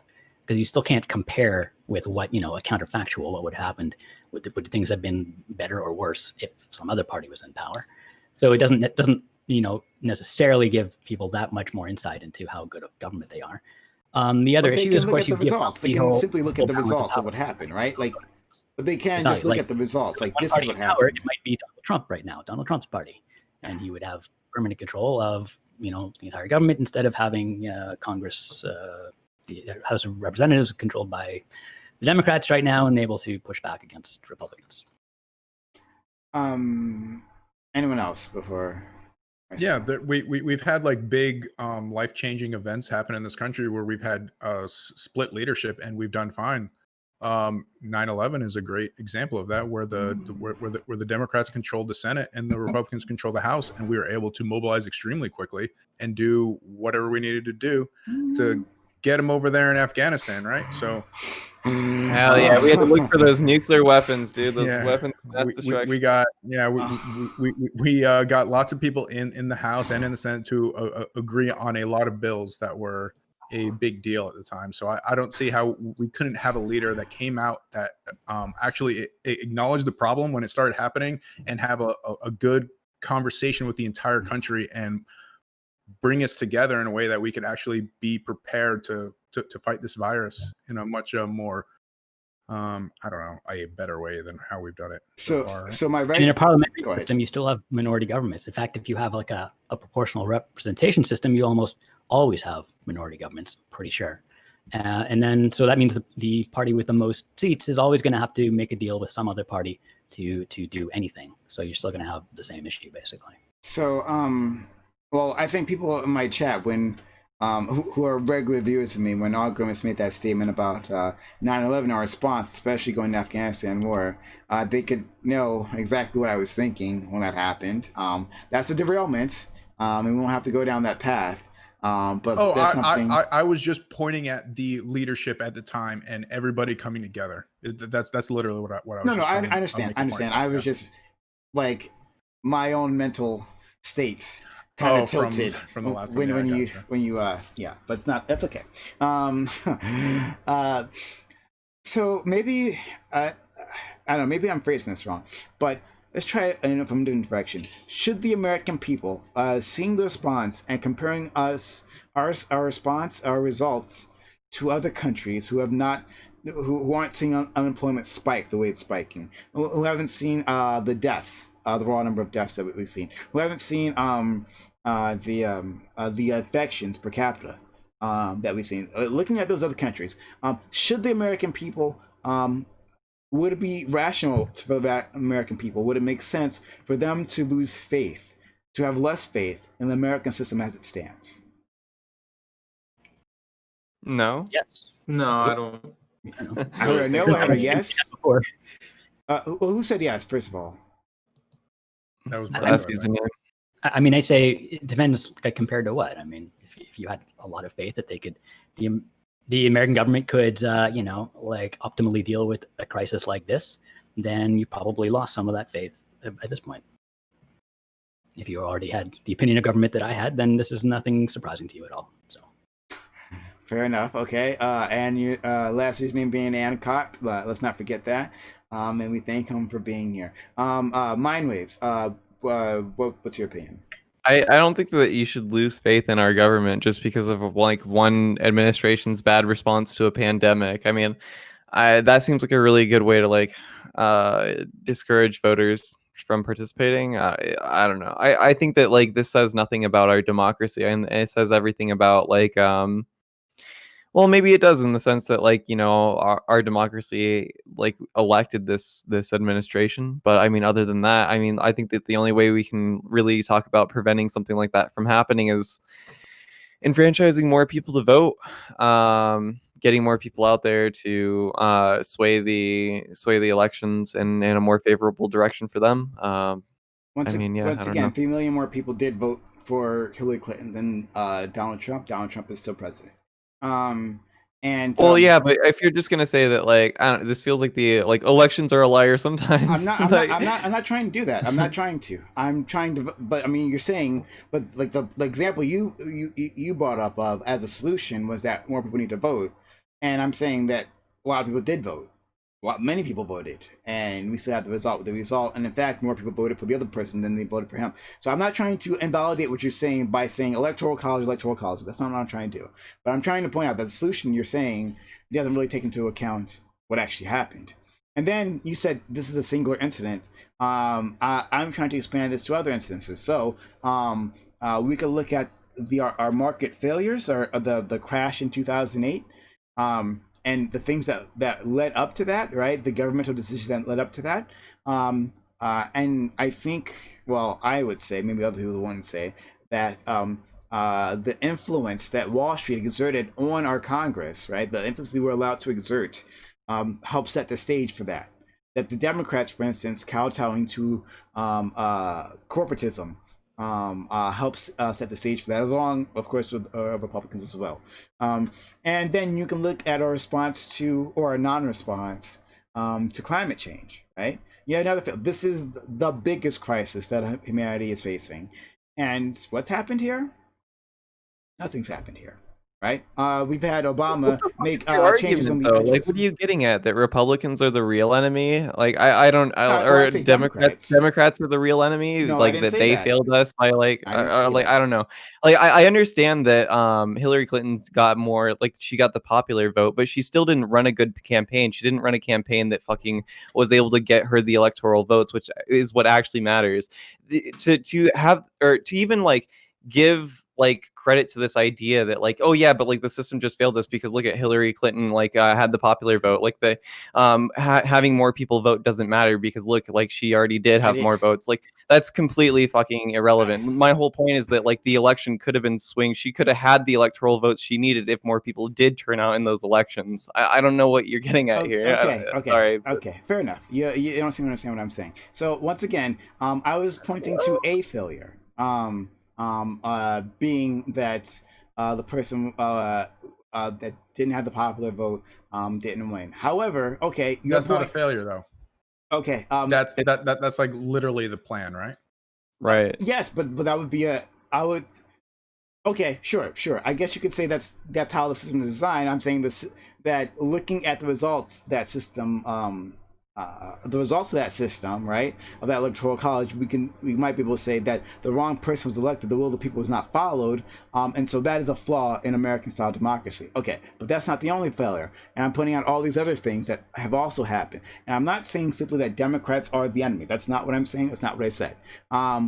I'm saying that these incidents, these poor responses, or these sets of circumstances that were put in place to cause a disaster, right? Like the 2008 Great Recession, like all those things are results of our system functioning the way it does. So I'm saying that it would make sense for a person to have less faith in the American style democracy.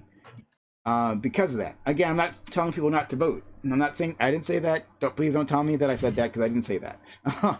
I'm saying then that we do have an amendment. We have a constitution that can be amended. That's why I said in the beginning that maybe we should look at constitutional amendments. If we can't do that, people aren't being part of the system. So don't tell me that I'm telling people. What part of our constitution is responsible for this? I don't get it. Like, what is your solution then? That's what I'm really curious about. Okay, yeah. So we can talk about the influence of money in our politics, right? The fact that and we did previously, of course. But the fact that that's allowed to stand the way it is, then that's a constitutional amendment right there, right? That would indeed help with the climate change issue, right? It would help with pretty much every issue if we got money out of our politics. Would you disagree with that, Mindwaves? Yeah, but again, like when the initial topic is like, okay, so like, how is our system? How did our system fail us when it comes to COVID? Oh, well, it failed us because of democracy, because of like the administration. I guess it's like, okay, so the American system failed us. And why did they fail us? Because of the administration. Why did the administration fail us? Because of the voters. Why did the voters fail us? Because of our how our system is structured. Why is that failing us? Because of the Constitution. Like I don't know, like. Yeah, sure. You could have like a constitution to like try to get Citizens United overturned or limit like spending of money. Like I'm personally down for a convention of states to do so. Like I think that that's a great solution, but I don't think that this is like at all related to like why we actually like failed the response to this crisis at all. Okay, why do you think we failed then? Maybe I'm coming at this wrong way. So I don't know. I think we were all on a pretty good consensus that it seems like we have a pretty fucking shitty administration that like had put the wrong people in place in these institutions that weren't interested in even handling this in a way that was expedient or actually took into consideration the average person. Yeah, that seems to definitely be the case. Yep, and if we had 70% of people turn out to vote instead of 60% of people, we would actually have Hillary Clinton legitimately according to the system, right? The fact that like the voter base of America is wide, or like potential voters widely swings towards Democrats, right? If we just had everybody that could voting, it would like we wouldn't end up with somebody like Trump. It would be my point. Yeah. Okay, I would say two things about that. One, there's lots of disaffected voters, and their reason why they're disaffected can be for many reasons. One of them is a belief, whether you agree with this belief or not, that the system isn't as it stands. And they have and oftentimes if you ask them exactly what they mean, they may not be able to express it, but a general sense that the system is not working for them, and that our democracy is not actually responding to their needs. So what is the point of voting, right? So I would put that out there. Okay, so you don't like the COVID-19 example.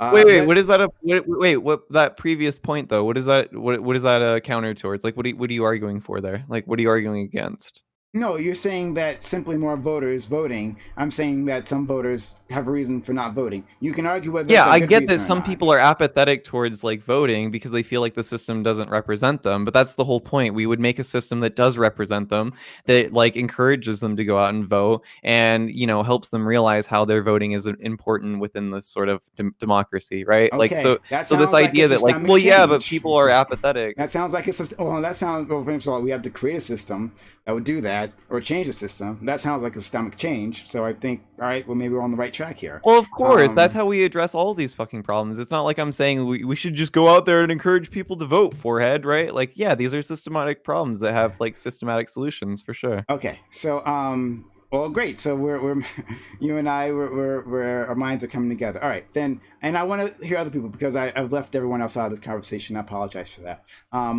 But in terms of global warming is a thing that's happened across multiple administrations, and multiple administrations have failed to adequately respond to the crisis, right? So it's not a Democratic thing. I'm not making Democrats out to be the bad guys. It's not a Republican thing. I'm not making Republicans out to be the bigger bad guy. But it seems to be a failure, like a clear threat to humanity in general, a threat in which the U.S. plays a leading role in creating, but which has failed utterly, in my opinion, utterly to adequately respond to it. That seems like, and then understanding that many people within our democracy, right, are now concerned, are definitely concerned about this issue, yet their needs are not being met seemingly. So, with that, being a longitudinal failure, right, not a singular moment where you can blame it on a single administration, does that require systemic change to deal with? Or an example of why it should happen? Anyone? With dealing with climate change, yeah, I don't know. It's too in the future for us to really wrap our heads around, and especially for conservatives. Like, I don't see how we could do that without like improving our education system. Which even then, I don't even know. Last username? Well, saying something requires systemic change doesn't mean much unless you're proposing a specific change, right?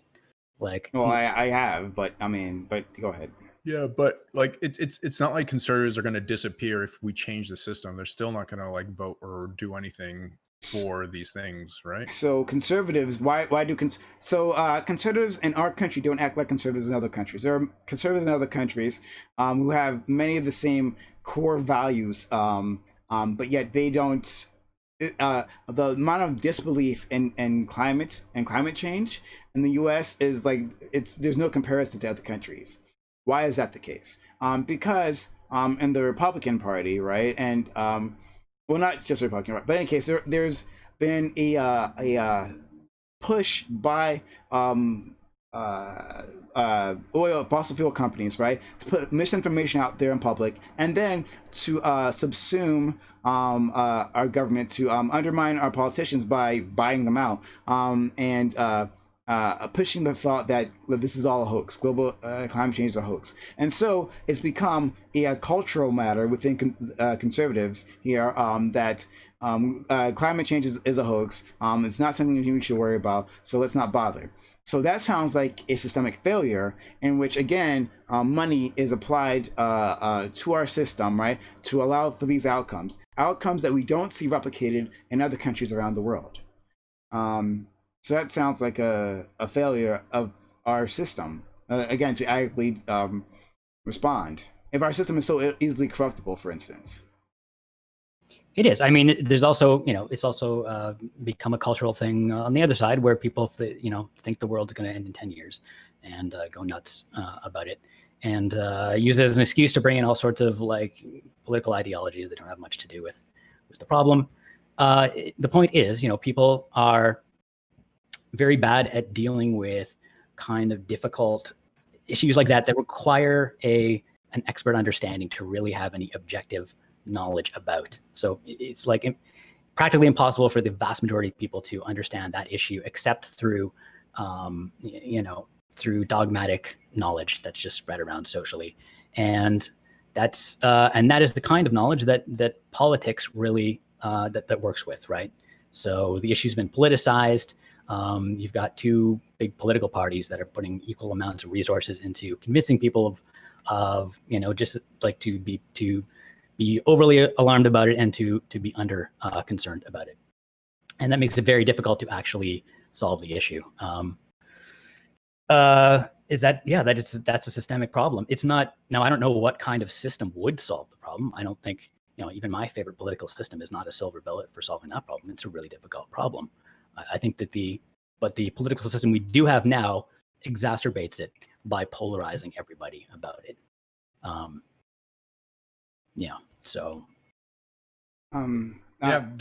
This could be as simple as just introducing a third party, like making a third party viable. But there are third parties. That's not simple though. Viable. Yeah, that's not a simple thing. Still not simple though. Brenterbox, I want to hear from you. Yeah, you want a simple solution, Brento? I want that simple one, dude. Simple as it's just say fucking hell, dude. It could be as simple as on this. its It's like, outcome, not its execution. Yeah. Okay, yeah, sure. Yeah, I mean, to speak directly to the question, I guess. No, I don't. The answer is a yes. It makes people question like the viability of our system to deal with this kind of situation, but I don't think that it makes people inherently like question our system that we need to like rebuild it from the ground up or move to a parliamentary. I've never felt that, and I've never heard anyone say that. Well, again, parliamentary is just an example. I was just throwing that out there. Not that is the gotcha. Yeah, no, I think I think Trump should have treated it more seriously. And like I was saying, I think there's also cultural factors, and yeah, it could have been handled a lot better, and it will need to be handled a lot better to solve it. But I don't feel like when you say cultural factors, can I ask you what you mean by that? Well, the one I meant was like I already said it earlier, like wearing masks and things like that, and having like a general like awareness of spreading colds and things like that. Do we have any idea of like how much of an impact that actually had, as far as like I don't know. That seems.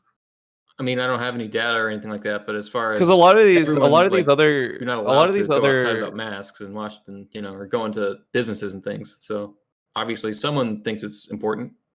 Sure, but like I wouldn't say that this is necessarily like a cultural thing. I don't think that there's a huge cultural divide amongst like masks outside of the United States, right? Like I don't see like Switzerland having like a huge cultural divide between the issue of masks or whatever, right? Like I don't. You mean they're more similar to the U.S. and how they treat masks and things like that? No, when you say cultural divide, I don't know what you mean. Well, it seemed weird because it seemed like you were attributing that like a lot of these countries like already had a culture of accepting mask wearing in public, where I mean a lot of these countries that just wasn't true for, right? I mean like sure. I don't think it's not, I don't think that like the cultural acceptability of mask wearing in public has anything to do with this. I think it's more like the political response to it. Yeah. That's more the issue. Also, it's not even necessarily about cultural acceptance of wearing masks. It's almost a stigma against not wearing them if you're sick. So, well, I mean, I would say that those are kind of like one and the same as far as I'm concerned. What you mean. You're right. I know what you're saying. I'm not like disagreeing with you. I'm just kind of saying it's a little bit different. Like you're expected to wear it if you're sick, and if you don't, people would give you a side eye, right? Yeah, no, I think things like that, and I brought that up because earlier someone mentioned South Korea. But I just wouldn't say that it made me feel like we need a new form of government. Okay. Yeah, sure. Like adding on to that, I actually do think that our culture of the government not telling us what to do played a part in it. I think for a lot of things that could be a good thing most of the time, but there's also like bad things like this that can happen where the populace isn't ready to go and fall in line as easily as in other countries. Okay. All right. Fair enough. Does anyone else have a thought on this then? Okay then. Vote. Yeah. Well, go vote. I want to thank everyone for joining us. This has been great. Thank you for being kind enough to join me, especially on this first time out. And I really appreciate you guys being generous with your time. It means a lot to me. Yeah, for sure. Yeah, thanks to Yeah, you. no, Yeah, no problem. yeah, thanks for the invite. It's fun. So I guess I'll shout you all out once again. I guess we'll start with Brento Box. Brento Box, who was very, again, kind enough to join us, and I thought made interesting points on his side. Yes, we might have some big disagreements here, but I feel that Brento Box operates at least intellectually honest. Is not certainly not a bad actor, and someone that I would definitely love to talk to more, because I think I'm interested in what he has to say. So please follow Brento Box there. Brento Box, do you want to shout yourself out? Yeah, thanks, Prime. I appreciate it. It's always good talking to you. Brentbox, I stream Twitch Twitch TV/Brentbox. I haven't streamed much, but I might actually start doing some more streams pretty soon. But it was good talking to you guys. Thanks. Okay, cool. And also, guys, we're going to do a regular panel after this, so no need to leave. So there's another panel will happen post this, so stay around. Then I will go to Mindwaves.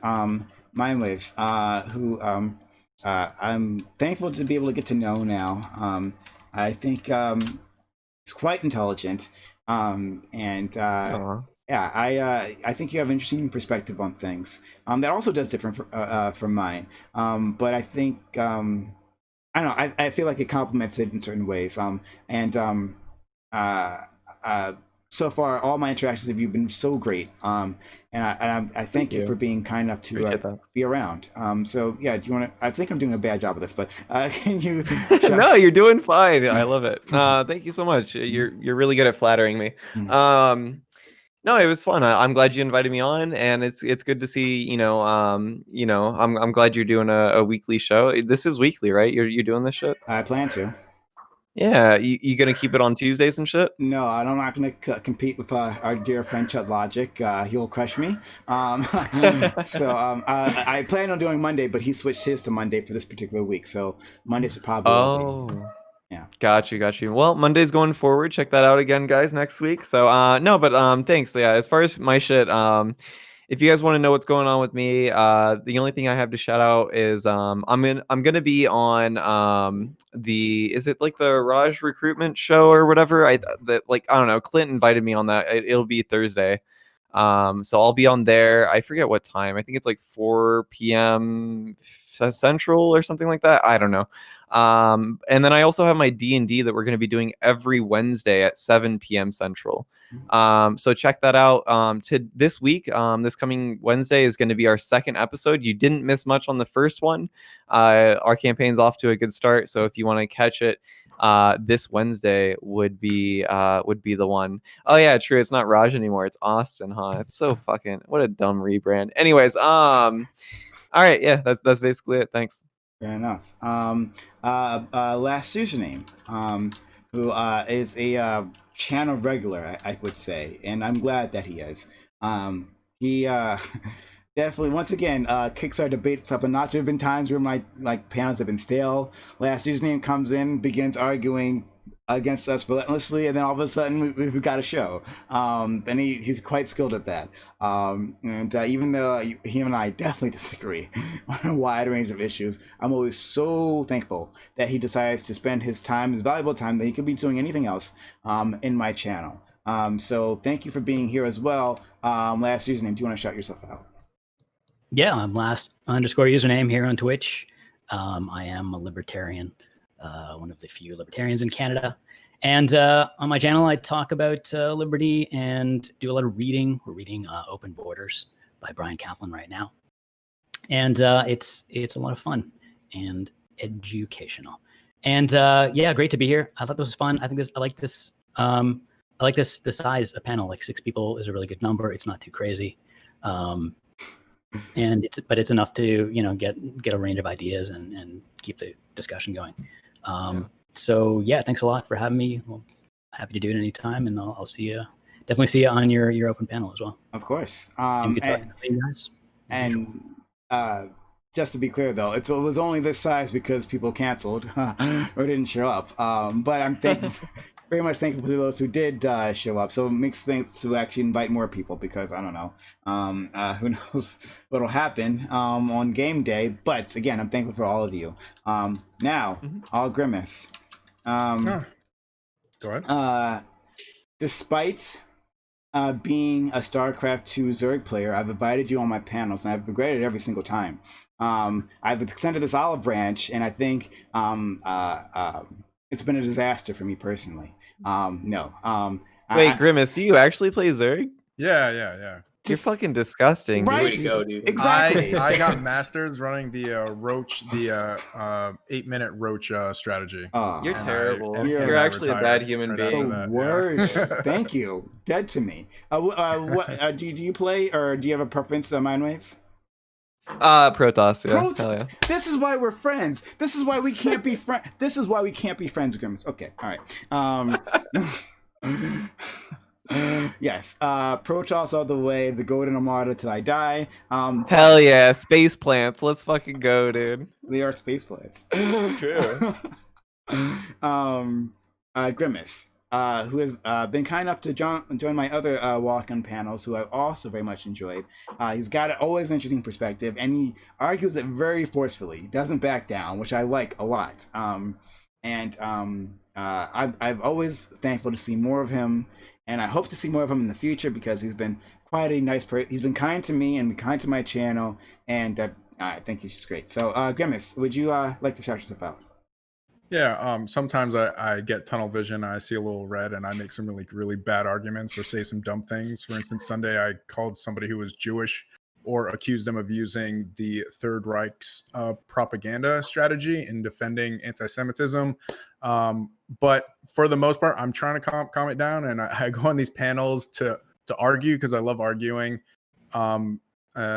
To work on my public speaking, and the one thing I like arguing about is race. So if you have any panels or any like hot topics surrounding race, like that's the thing I like arguing the most about. So yeah, thanks for having me on. And I had, as far as like our One Piece discussion earlier, like I had, this is a little bit of spoilers, maybe not.